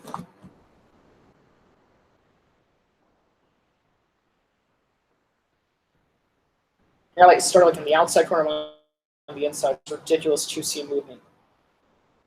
And J.A. is not happy about that, hoping that Ottavino can keep the Mariners scoreless. Here comes the 0. Ball's fouled off, quickly 0-2. Never a good 2-seamer. Yeah, I mean, that's sad to see that happen. And he threw a strike there, but because the bat obstructed the umpire's view, he called it a ball. And yeah, that's just not good. It's just unfortunate that Hap's great day ends with a crappy call from the umpire. So, nothing you can do there. And good slider. It's outside, 1-2. The slider also started outside corner, kept going outside. I mean, it's insane how much movement again, how much good tight movement he gets on his pitches. It's wild. So, yeah, he's a very fun pitcher to watch, and he's a New York native, just from Brooklyn. And to practice his pitching, he would throw baseball at a brick wall. And fastball misses outside, 2-2. Love to see a double play right here. I mean, Data Moore's fast. I mean, he was bunted that whole at bat. The only time he wasn't bunting was 3-1. He was really just trying to work a walk. We're trying to work a water bunt. Anything like that, essentially. So, yeah. And good pickoff, but Moore is safe at first.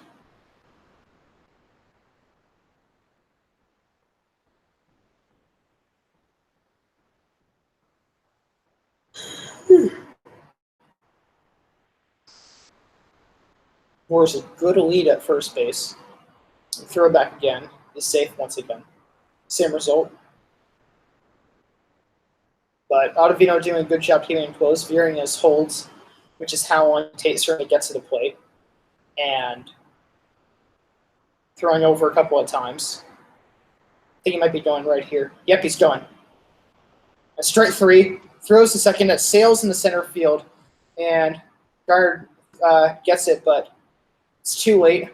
That is Sanchez's 6th error of the season. And I think all of them are throwing errors, which is what the heck.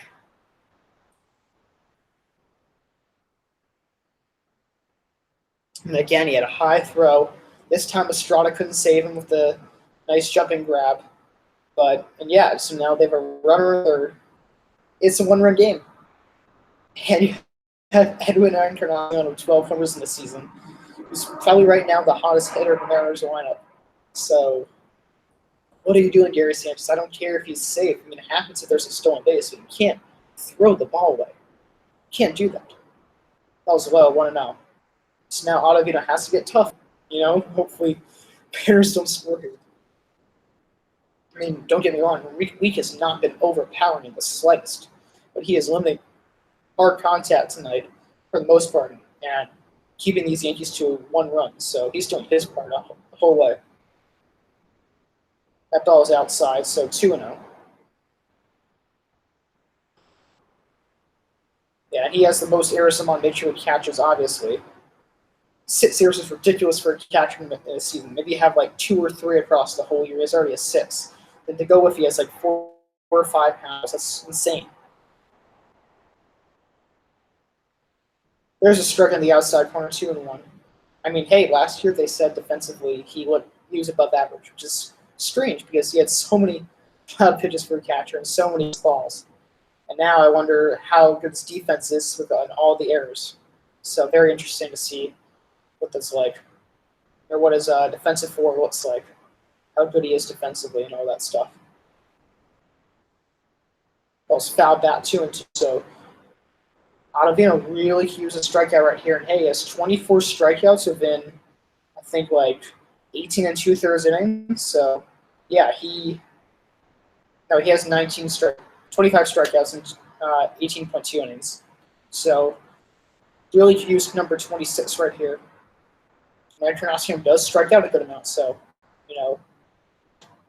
really could use it. He fouls it off. Not a good strikeout pitch. He threw a 2-seamer right down the part of the plate. Lucky that Encarnacion just fouled that one off.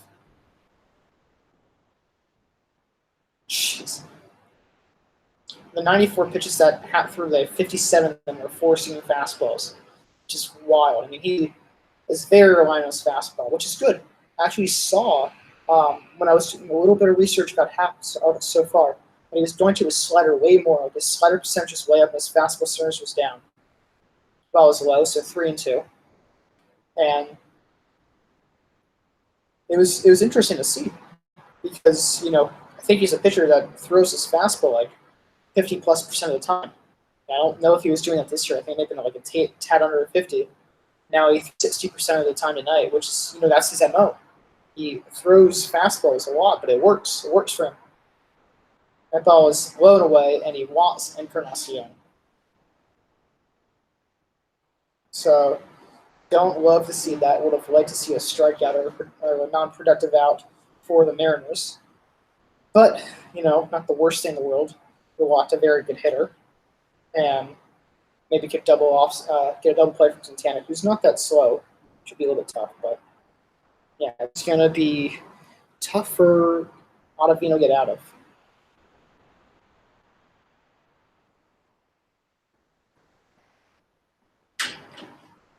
There could have been a couple other factors into the reasoning of taking out Hat, besides the fact that any sign of danger, there's a 1-0 lead, you're putting in a very good reliever. There's a strike right down the pipe, 0-1. You have a reason to be. Maybe Ottavino is better holding out runners, which should not be the case. Maybe, I don't know if that's such a good reason. I mean, he looked pretty good at holding off the runners. I mean, he had some good holds, he threw pickoffs, it's just as good stolen base by more. But, Hap's a lefty, so that in itself is tough to steal against. And Santana, actually, that's not good to see.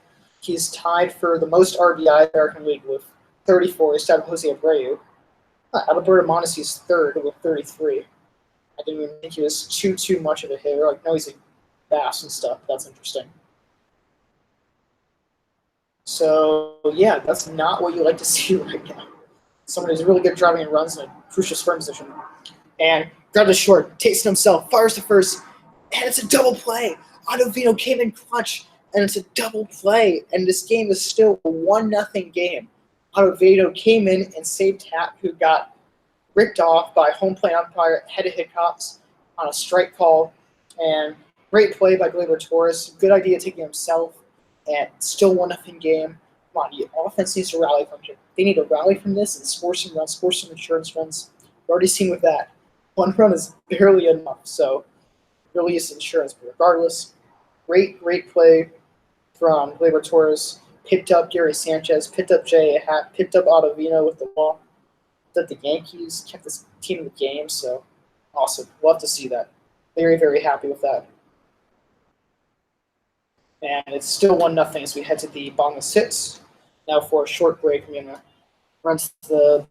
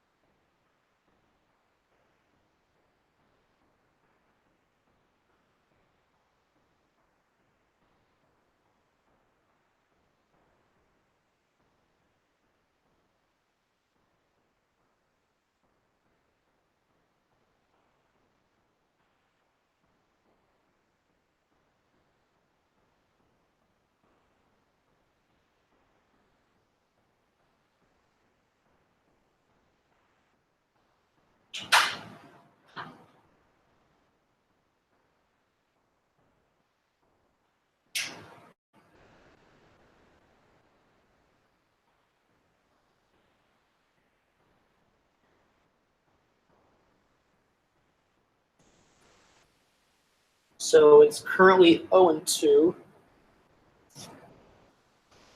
to a hitter. I'm going to check who he is.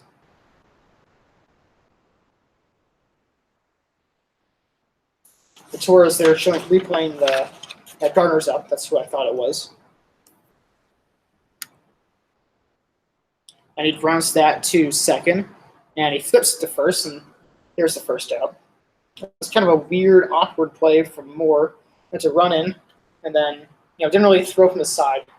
But yeah, makes the out. I forgot to announce the trivia question, which is happening right now. Or give my take in it. No, one of them's A-Rod. Players putting the Yankees and Mariners has 3,000 hits. Ricky Henderson, that makes sense. And Ichiro Suzuki, okay. Actually, if I thought about that, it probably wouldn't be that hard. All those make a lot of sense.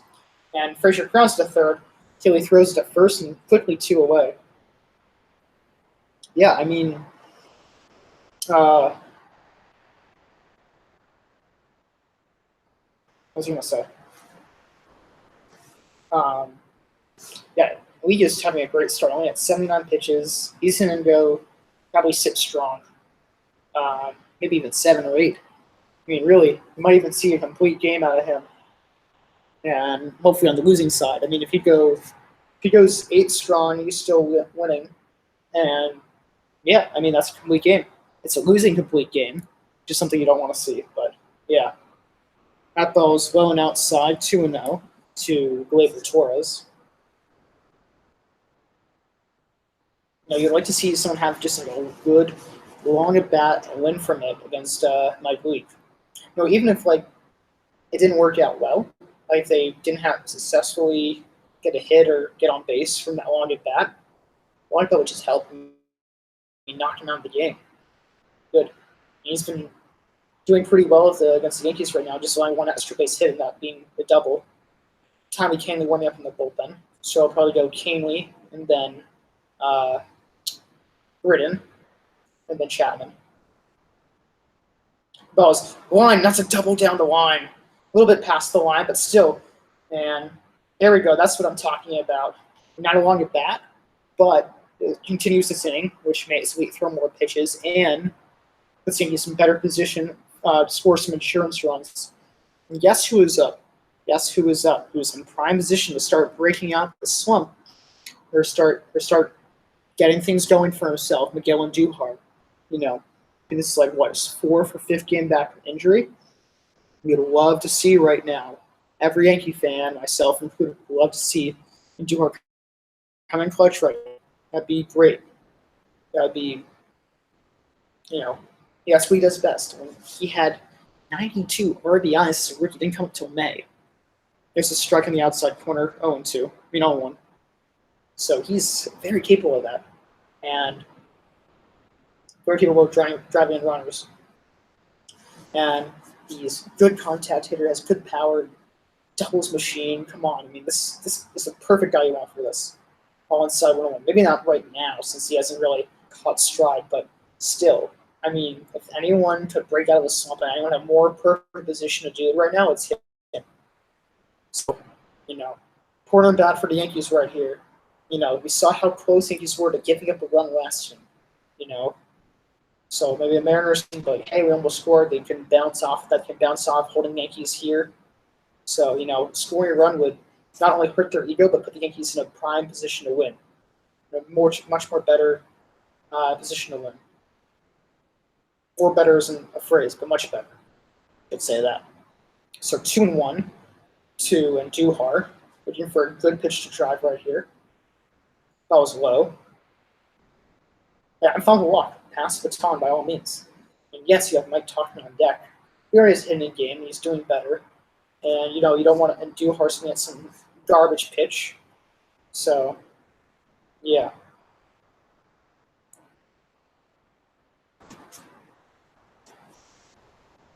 That ball's popped foul out of play, so full count on Andujar.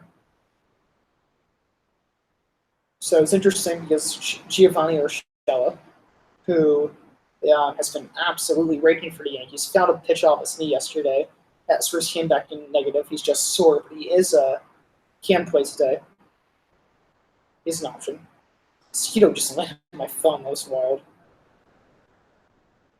So, maybe they'll put him in at some point as a pinch hitter. And he fouls that one back. So good at bat by Duhar. Week is now at 90 pitches, which is great. So make this pretty his last inning. And if it's a losing cause like this, maybe they'll just keep him for one more, depending on how the Duhar's back go. But he probably will finish this inning.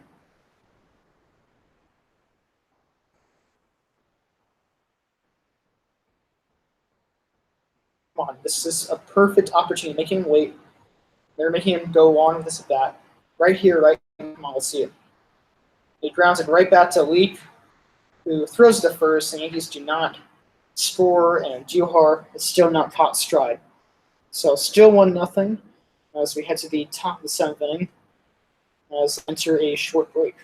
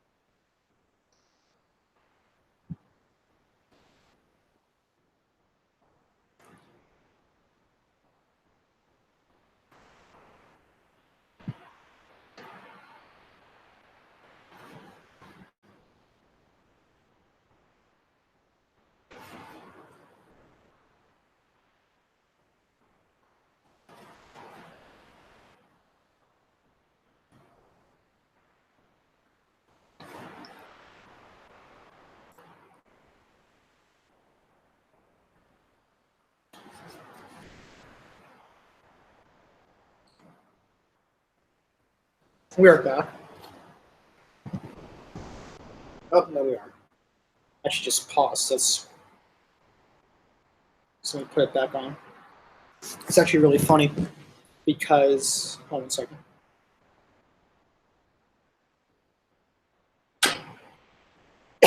Now we're back. But it's pretty funny because all the commercials for ML stores is like every time between they highlight some cool plays, but it's just like da da da da da, and that's the music for each one. They do it like 10 times in between commercials, so it's different each time, but it gets kind of annoying. There's a change, I think a curveball actually for strike one. So, as me and the announcers just said, Rochelle is available for the game, and now he's playing third base, and yeah, so his knee must be feeling decent if he's gonna be playing defense. And I was thinking like, he's not gonna hit if his knee's hurting him. He's not gonna play defense. And there we go. That's a nice catch by Cameron Maben, making that slide look very nice. That was a beautiful slide right there. Almost looked like he kind of timed it. But yeah, he came running in for the ball, and I think almost ran a bit too much. It kind of went away from him, but he had a sliding grab and just kind of caught the ball before it on the ground. It was kind of side. He slid forward and caught the ball at the side. So good catch by Maben. That helps. I mean, again, 1-0 game. Defense needs to be clutch. We already have seen some clutch defensive plays from Torres and now Maben. There's a ball low, so 1-0. And Canely, that was 97, so we haven't seen that a little bit from Canely, which is nice. I mean, it's see 97 as often, but it's nice to see it again. So that's good to see. The ball is ground to Urshela, tests right away, and throws it to first, and that's 2 away. And it was like, that was a pretty hard hit ball. It was like right at him. One bouncer, two bouncer. It kind of hit off his chest, went right into his glove, and then he threw him out. A lot of time. Kind of tested LeMahieu's defensive skills at first a bit high. He's in the base, but it looked like it was kind of caught awkwardly.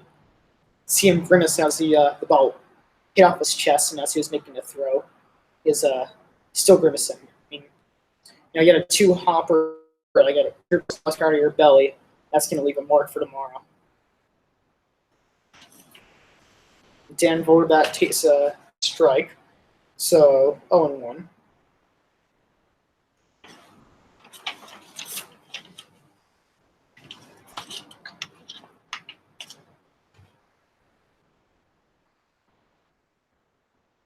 That was low, so 1-1. Tommy Canely in the game, number 48. Canely wasn't really too much of a factor last year, as he had a pretty unhealthy diet. I mean, I think he had like a few Red Bulls before every game.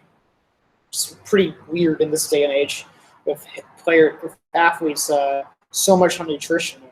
He wasn't that in great shape and not that healthy, and his velo kind of went down as a result of it. I think also some injury bug got to him as well. I think like a shoulder injury.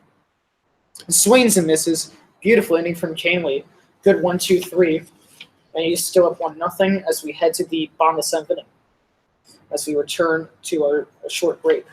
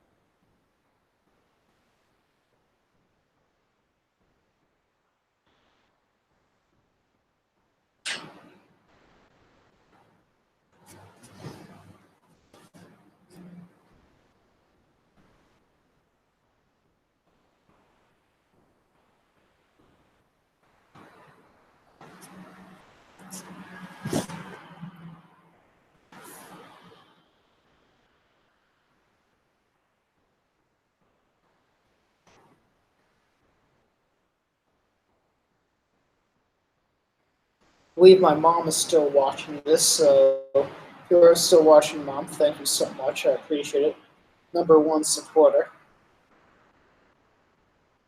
So yeah, shout out to my parents back home for supporting me and all that stuff. And shout out to my friend Karen who read my article. I also had a couple of other people that might read my article and posted about it, like my friend Matan, who like this 14-year-old guy in this juniors, this 18 under team that I played for. I'm going to turn 19 in a couple weeks, but my boss was going to play in the 1800 team for Israel, for his team called Modine Madness. And there's a kid there who, I asked to like help out my post and just hype it up, which he did, which is great. So yeah, and then I had my friend Jake, who also read and loved it, and our good friend Dean. Jake and Dean were my double interview, if you guys saw that. Karen ran about how awesome my story was, and she wrote a comment on my website, or the website that I write for, which was very nice. So shout out you guys.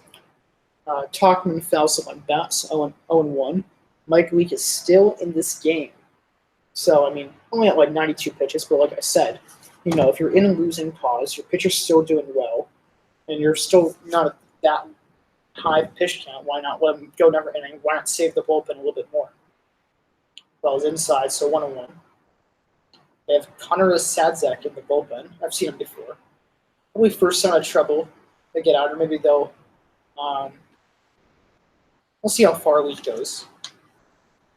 Was fouled off 1-2.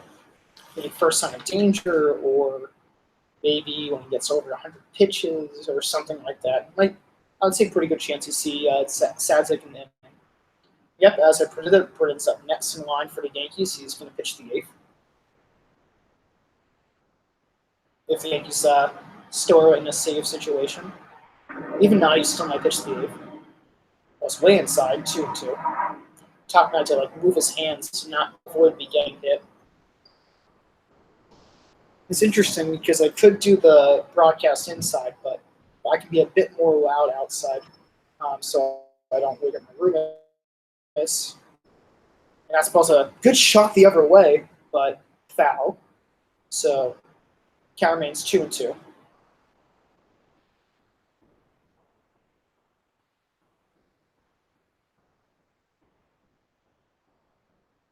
Yeah, I was hearing Paul Neal's say about Tom and be 250 hitter, ball anywhere, but he doesn't. Well, he could be a 250 hitter with 15 or 20 homers. That's respectable. That's pretty solid to any day. Talkman. That's a fly ball to center field. Bishop has it, and that's the first out. So 97 pitches. So he should be able. He will probably pitch to Maven. They haven't taken him out just yet.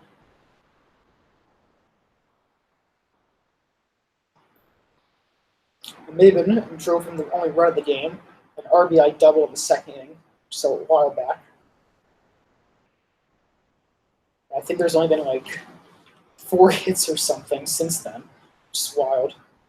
I think only 2 runners in scoring position, 1 from each side.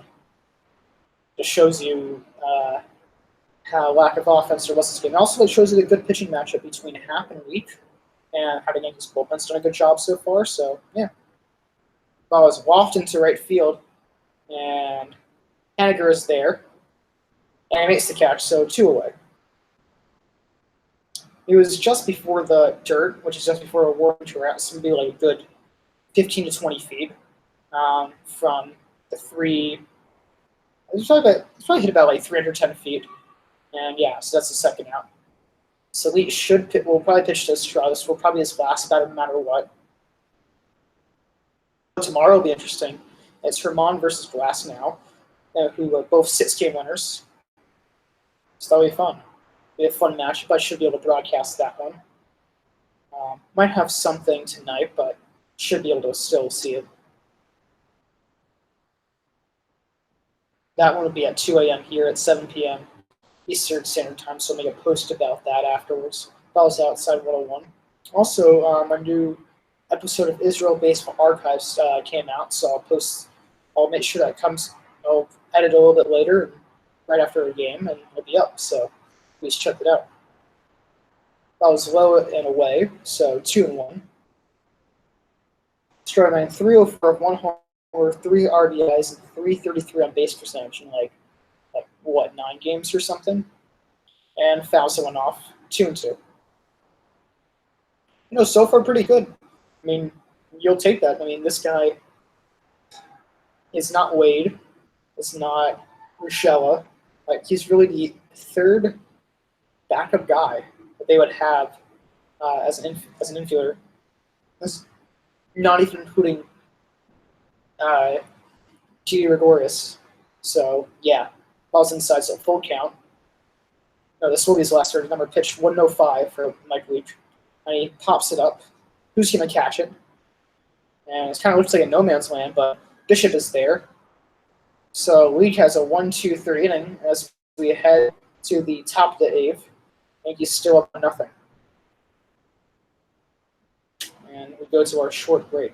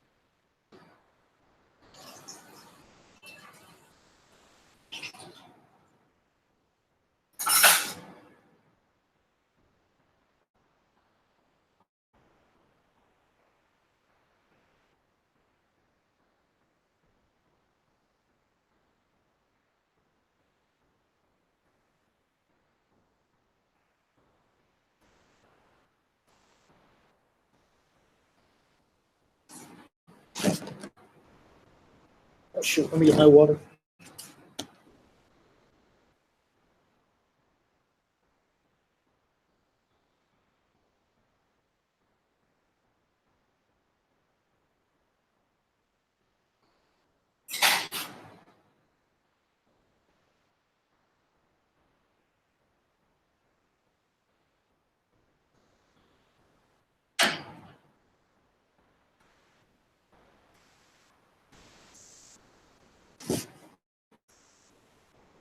So we are back. Zach Britton's the game after Canley threw a nice 1-2-3 inning last time. 1-2-3 inning, if you do not know, means like yes. So like you have to face a minimum of 3 batters an inning. So 1-2-3 means you know no damage, no one gets on base, and you get 3 outs like 1-2-3. First out, second out, third out. So yeah, that's what Canley did last season. And currently a 1-1 count on Tom Murphy, former Rockies catcher. Never actually played a game in the majors for the San Francisco Giants, but still part of their organization. So he got to the Mariners. And that ball's in the dirt, so 2-1.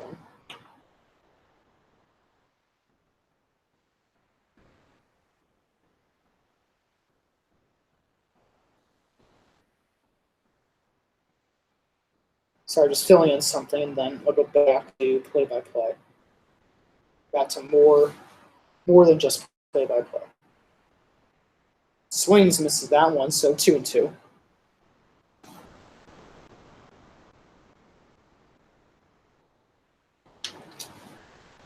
All right, we're good. Swig of water, and then back in.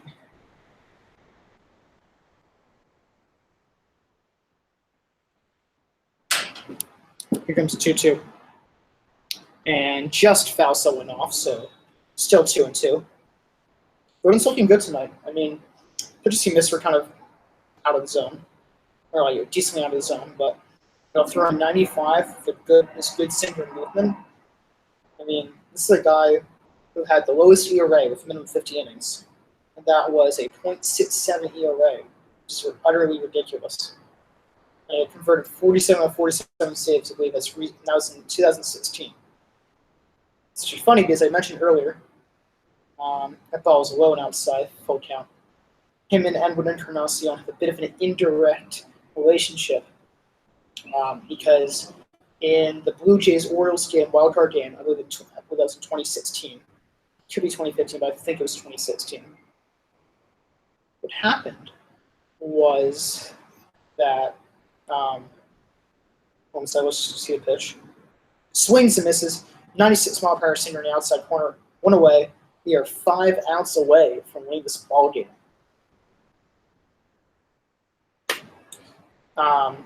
But yeah, so the game was tied, and it went to the 10th inning. And the Orioles were the away team. So, it's usually seen as that when you're the away team, you're only putting it closer when you have a lead. Rather, if you're it's like the 9th inning, you're trying to get a save situation. There's a strike in the outside corner, 0-1 to Brandon Bishop. Made a nice play, robbing Gardner of a hit earlier in the game. But when you're the home team, usually the closer comes in at 9th no matter what if it's tied. Ball's fouled off 0-2 because at that point you can't get a save anymore. So might as well put your closer in 9th in a non-save situation. Because he's probably your best relief pitcher, apparently.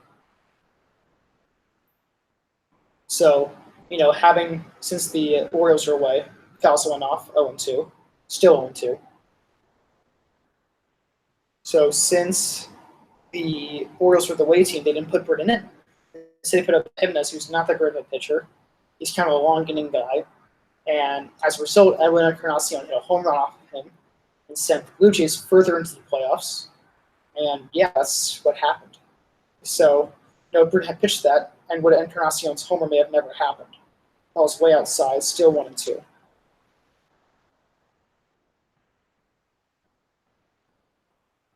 But there's a whole big discussion about when to use your best pitchers. Because, let's watch outside, 2-2. Because, if he used his best pitcher in that situation, Orioles would have not lost that game. Instead, because of that whole traditional closer setting where you have them in a non-save situation, where you don't really put them in a non-save situation like the rest of their home team. And good play by Torres, the charge for that ball, it makes the play. Second out, 4 outs away from winning this series 3-1. Have to do at the hardest part of the Mariners' order as they're back at the top. The first guy, Jaden Moore, is fast. It's actually funny because I mentioned earlier that Yankees don't have a problem since D. Gordon's LA game. There's much of a problem. But then instead of put out someone very fast and someone actually gets a stolen base and actually almost scored, so Moore has caused Yankees problems this game. I think they might. Is this a pitch hitter from? No, but it's Jay Bruce. Lefty on lefty matchup, which is intriguing because he used to be really bad against lefties. There's a strike on the outside corner, 0-1. So that's pretty weird because Bruce can either play first base or corner outfield. And Moore's second baseman, so I'm not sure he's going to play second. That ball is high for a ball, 1-1.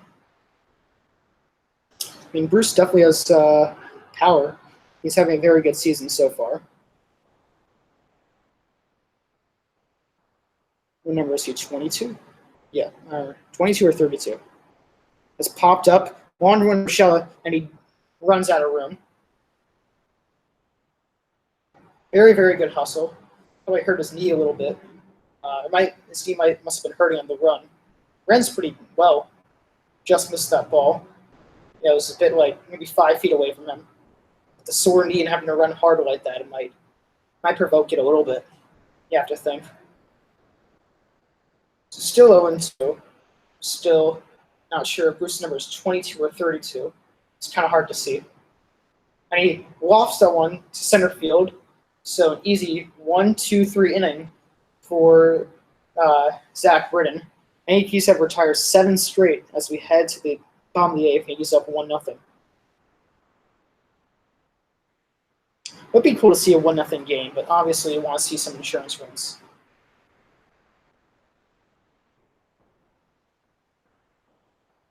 Let's see what number Bruce is before going back to the game. Mariners only have 1 hit, by the way, which is crazy. And they're a very good offensive team this year.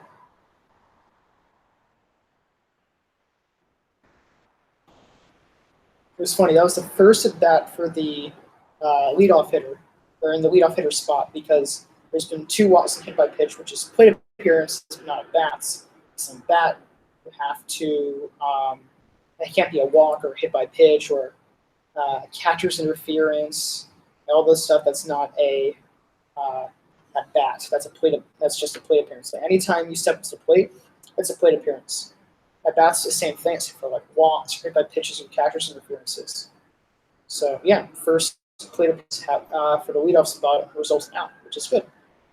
And Bruce's number is 32, so not 22.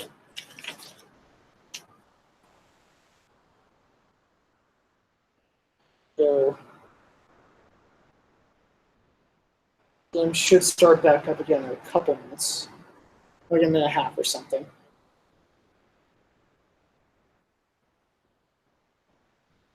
Very fast game so far. It hasn't even been 2.5 hours, so we should see an under 3.5 hour game.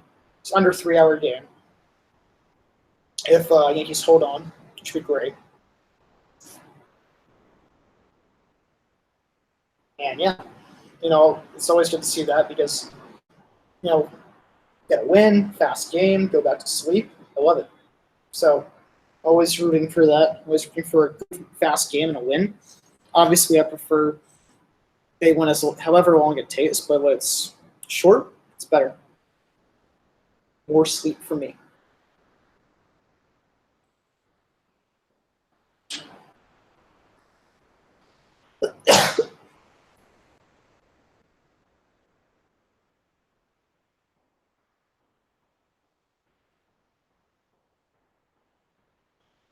What the heck? So Encarnacion is playing second base. That is incredibly weird. Bruce will be playing first base. Connor Sadzik is now pitching, so I'll give you weak stats in a little bit. Yeah, Encarnacion has never played second base, but Mariners were getting desperate, and Dana Moore can apparently not hit if he's bunting on 3-2. Balls outside, 1-0. Sadzik hit 98. I think he even hit 100, so got a hard throwing pitcher for the top of the Yankee lineup right here. If he's looking to add some insurance runs, I'll help out Chapman a little bit, secure this win.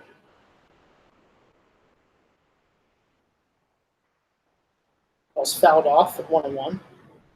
Yeah, Encarnacion's played a long career, at least 10 years, and he's never once played a game at second base in his major league career. So the Mariners got desperate because, Moore's not that good of a hitter. Jay Bruce is a power hitter. Makes sense why you put him in. You have to say, hey, 1 inning of Encarnacion, how bad could it be? Let's see how bad it actually does happen. And that ball was low. Tom Murphy, the catcher, is annoyed with it as he held the ball for a second just to make sure the umpire wasn't going to make a late call. So 2-1 to DJ LeMahieu, the leadoff hitter for the Yankees. I mean, they had to put Encarnacion at second and not Bruce at second because Bruce is a lefty. And lefties, second baseman, shortstops, and third baseman do not exist. And there we go. There's a hit. Good start to the inning as LeMahieu grounds a single to center field. And actually, it went right through Encarnacion, who dove for the ball, and he's staying down for a little bit, so he might be a little banged up. He's not used to diving after the ball like that. The announcer's right about that. And you don't have to dive too much as a first baseman. So it's tested right away, and the Mariners are looking a little dumb for putting in Bruce as he got out, and Encarnacion looks like he may have hurt himself. Yep, here comes the manager to check in on him. I mean, if he gets injured from this, first of all, who's the second baseman? Second of all, like, it's just not smart. Let's see where it happens. Yeah, he rolled his wrist when he dove for it, so he's in some pain right now. It wasn't grimacing too badly, but definitely a good look from the trainer. They're testing his wrist, so Mariners losing this game. D. Gore got hit by a hand, will be taken out of the game. Now Encarnacion might have to do the same.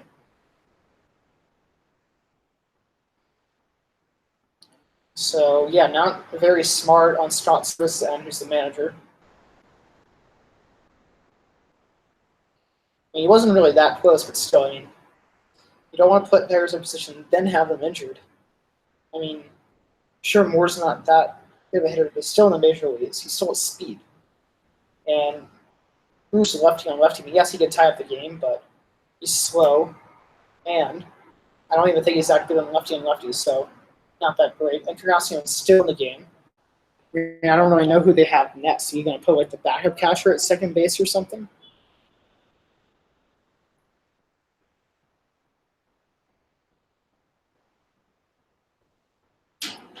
Yeah. By the end of it, Scott Service, the Seattle Mariners manager, smiling at Encarnacion, so he'll be okay, which is good to hear. Again, you don't want any players getting injured.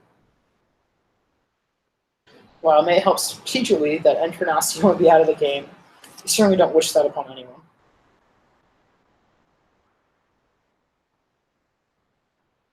So Sanchez up the plate. The game is lagging.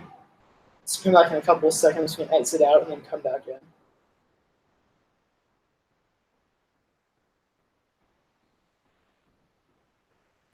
That's what I'm going to do. Exit out and go right back in.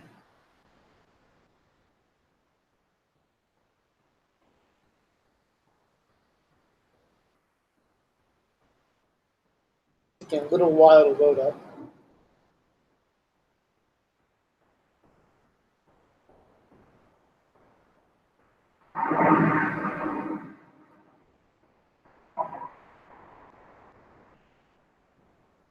Yeah, still trying to load.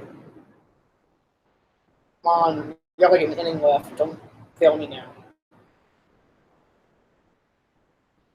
Maybe the connection must be bad or something.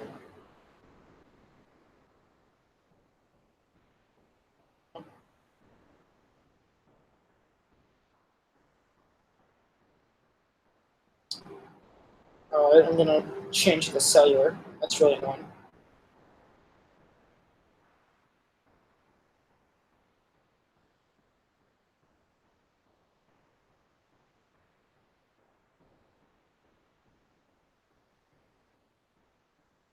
Sorry about that. That's nothing to do with that. All right. So we're back. So Sanchez reached on base. Not sure how. Hopefully a hit. Now we got first and second. We have no one out, and Gardner's up.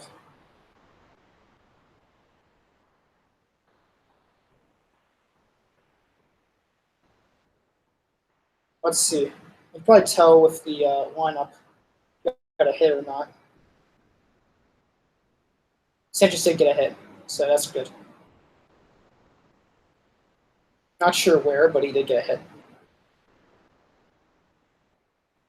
So Gardner up the plate, looking to extend this Yankee lead. Shows bunt, but takes it back, says it's a ball. 1-0.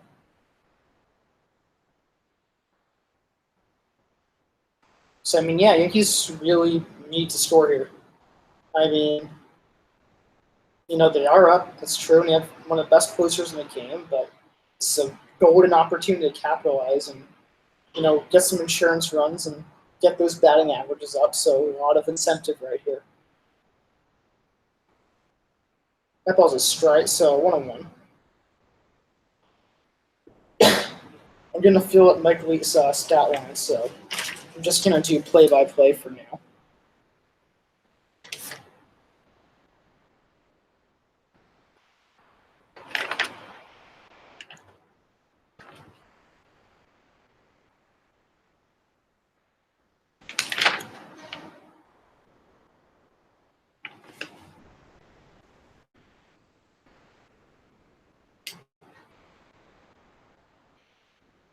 And Gardner bunts it, foul, so 1-2.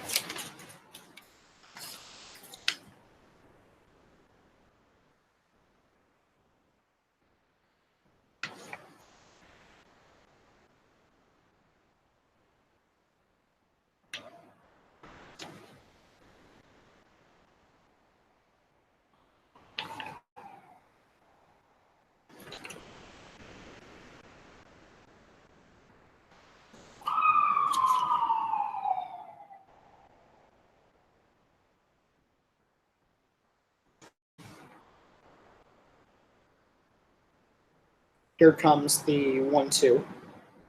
Gardner fouls it off. Still 1-2.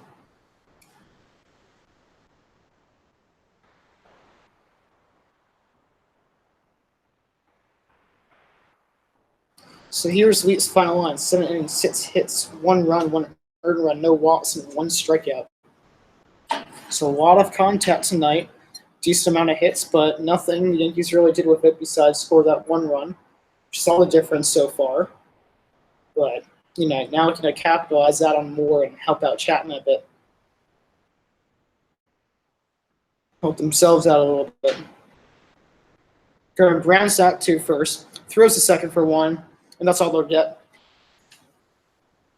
So they get the force out, and it is now first and third with 1 out, as Clint Frazier's up at the plate.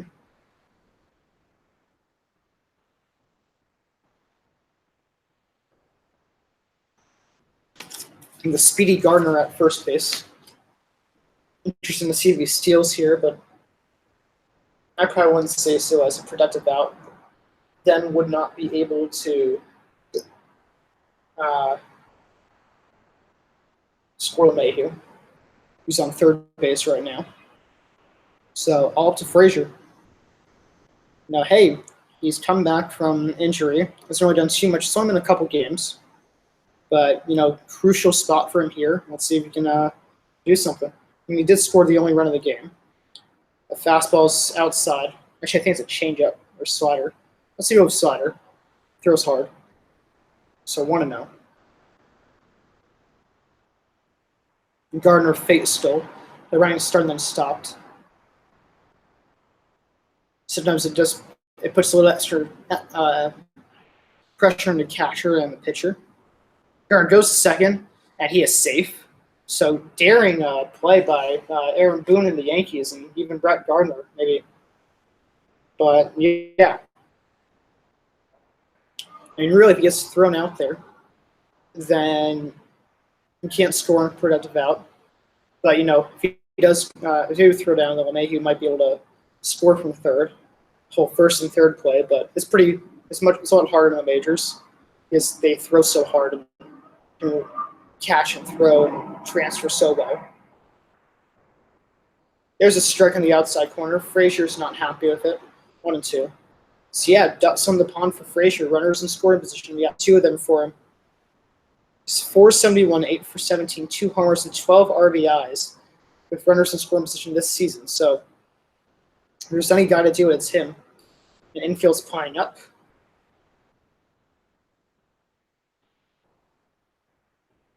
Ball's outside, 2-2 at 99.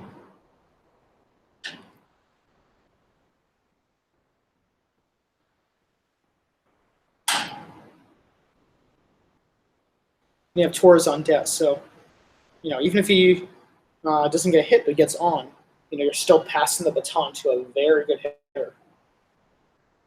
Yankees have to score here. I mean, it's a prime scoring opportunity. If they don't score, the Mariners have momentum to the net swing since they kept the Yankees at bay. And they struck out. Good slider in the outside corner, and there's 2 away.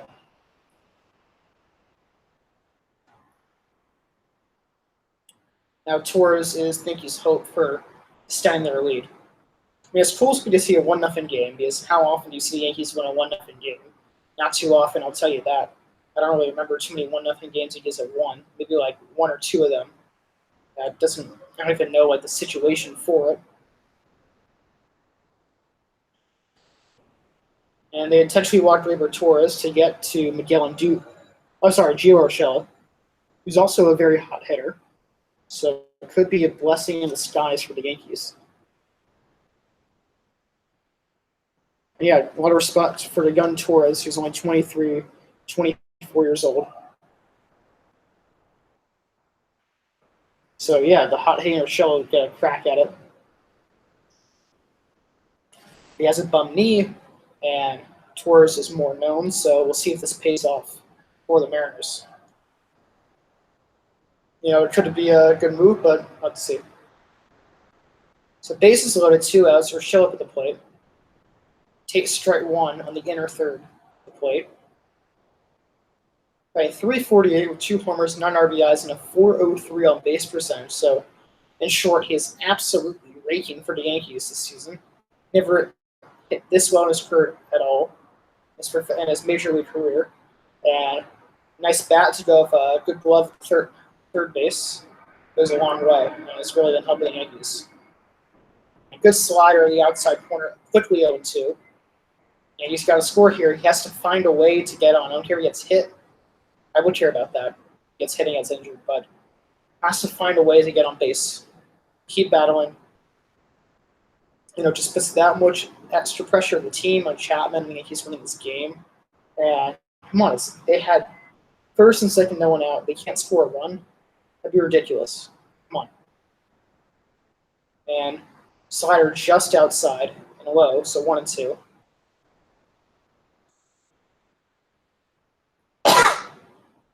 Connor Zatzif not too happy with that call. So he has 21st pitch in, so he's a bit tired. So that is kind of the only thing going for Urshela besides his hot bat. Sore knee does not help either. And having a nice long run, one of 5 balls. And he ground set past the first baseman into right field, and that should score 2. And yep, score 2-run score. Yankees have a 3-0 lead. There is the insurance runs. And Urshela, who came into the game for a defense, did more than Andujar could provide for this offense, at least today. So, the hot hitting Urshela, who he's claimed off waivers from the Blue Jays, who was given up by the Indians. And that was a high pitch. That was like at the letters, and he just slapped it the other way.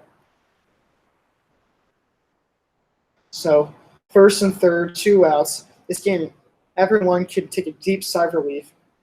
Or we may not see a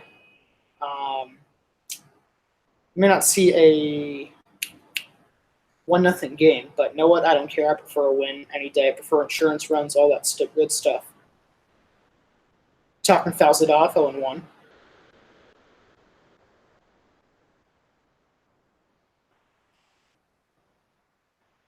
So yeah, good job by Urshela. Came in clutch right there.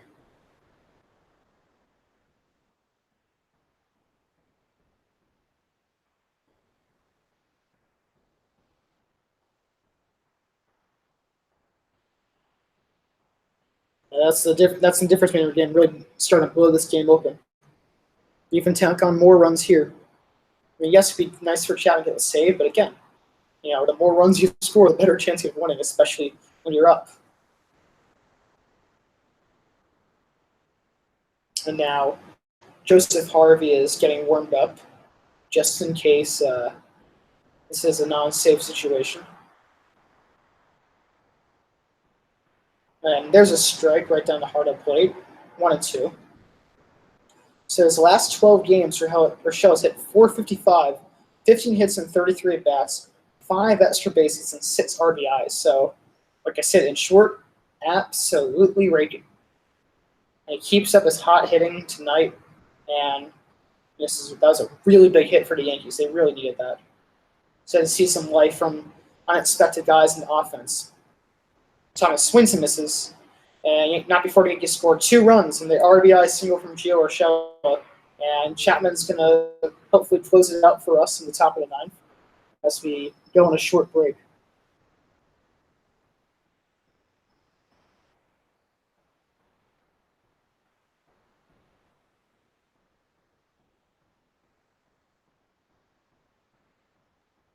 Let's see what Sanchez's hit was, or where his 2 rather.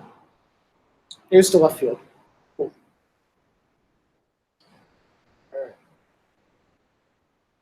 Now to get some water.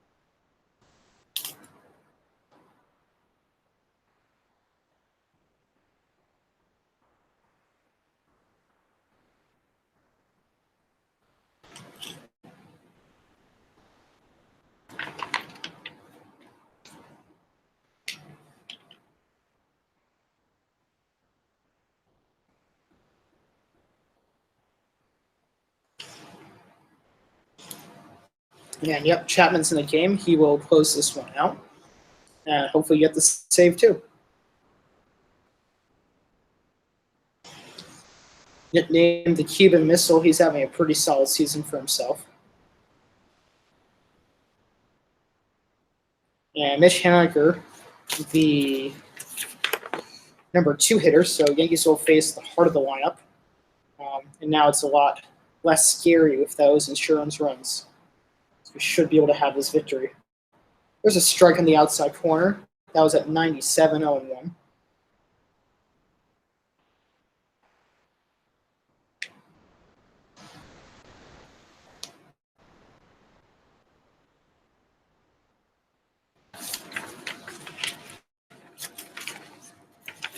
And here comes the 0-1. Never striking the outside corner, this time at 98. So Chapman, who for years led in fastball average, last year got dethroned, I believe it was last year, by Jordan Hicks, who's a flamethrower for the Cardinals. He always averaged 100 last year, he didn't. Swings and misses, 3 fastballs, 3 strikes, that one at 99. Increase each pitch, 97, 98, 99, and see you later, Mitch Haniger. Since he has the hat trick tonight, which is 3 strikeouts, and always have to see that.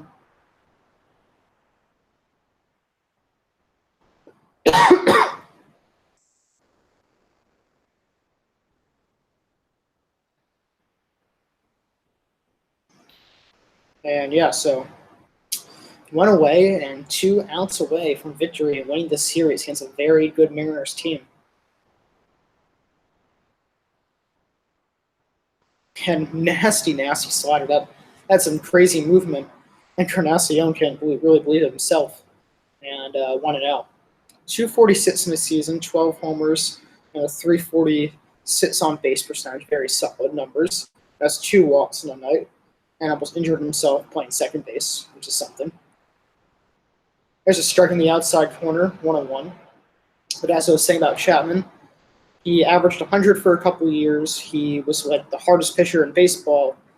And now he got dethroned by Jordan Hicks, who tied, I think, the fastest pitch ever thrown by Chapman and anyone ever.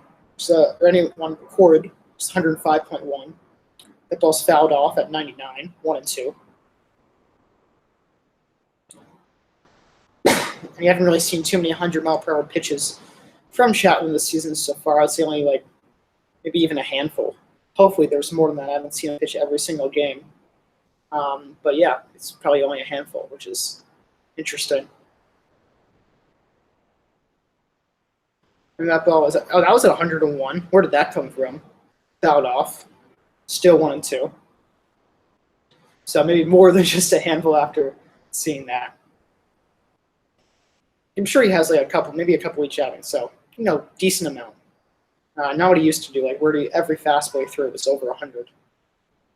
But when he's on, I think like second or third year. I think his second year. That slider that Enwood Encarnacion fouls out of play. Still 1-2.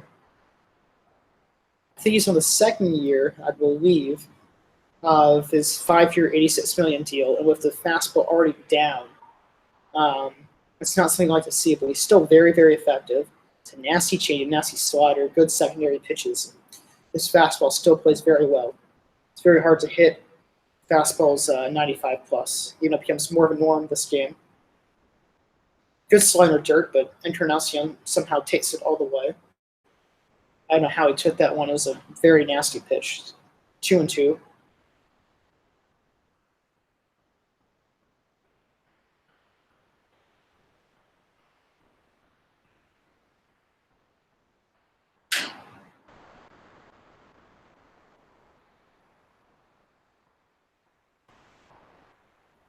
So Chapman, strikeout pitcher. Encarnacion was not struck out tonight. Let's make some things happen. Grounds it right back to Chapman, who gloves it back in. Underhands it to first, and there's 2 away.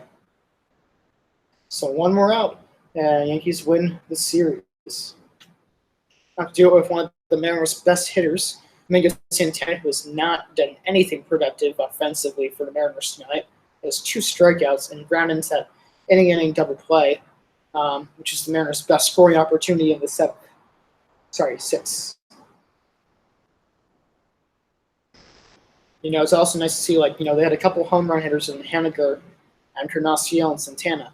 One swing could have tied that game, if not for Michelle's 2-run double to put this game a little bit more out of reach. There's a slider in for strike 1, 0-1 to Domingo Santana. And yeah, so I'm not, Chapman may not be the guy who throws I still think he's going to be very effective. I don't really know how much he's going to change. That one's at 101, so 0-2. Mariners down to their final strike. Let's end it right here, right now. Fastball slider. Let's see what he goes. Maybe even changeup. I mean, why not? 101 mile per hour fastball, throw a changeup. Just completely throw the hitter off. Why not? But I would say they probably won't go with the changeup. I think they're going to go with high fastball.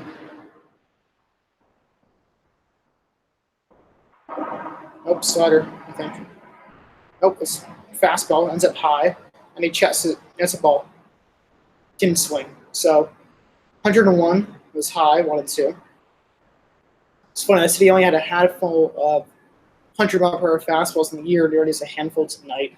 So yeah, I wasn't aware about that, and Chapman proved me wrong.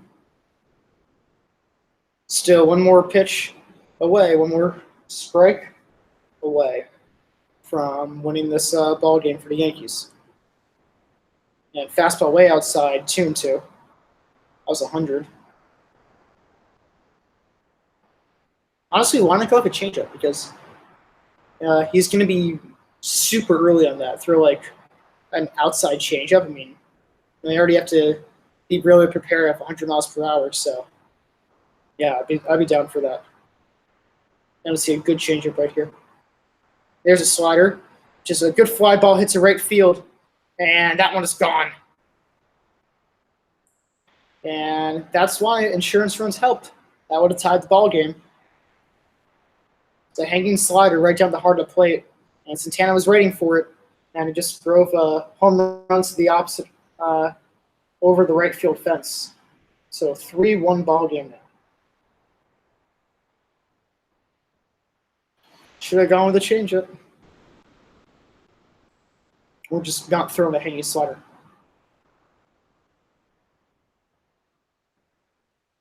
And that's Santana's 35th RBI of the year, which leads the American League.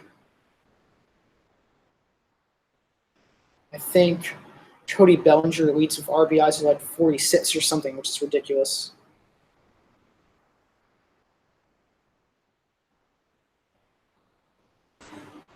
That fastball's high, 1-0.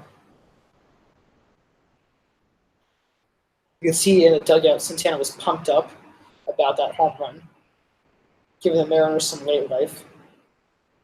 There's a fastball for a strike at 1-1. Another good hitter, Ron Haley, who leads the majors in doubles with 16 already in this gun season,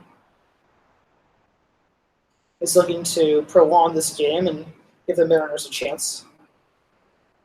Here comes the 1-1. And good slider. Starting the outside corner, ended up past the inside corner. So 1-2. Mariners once again to their final strike.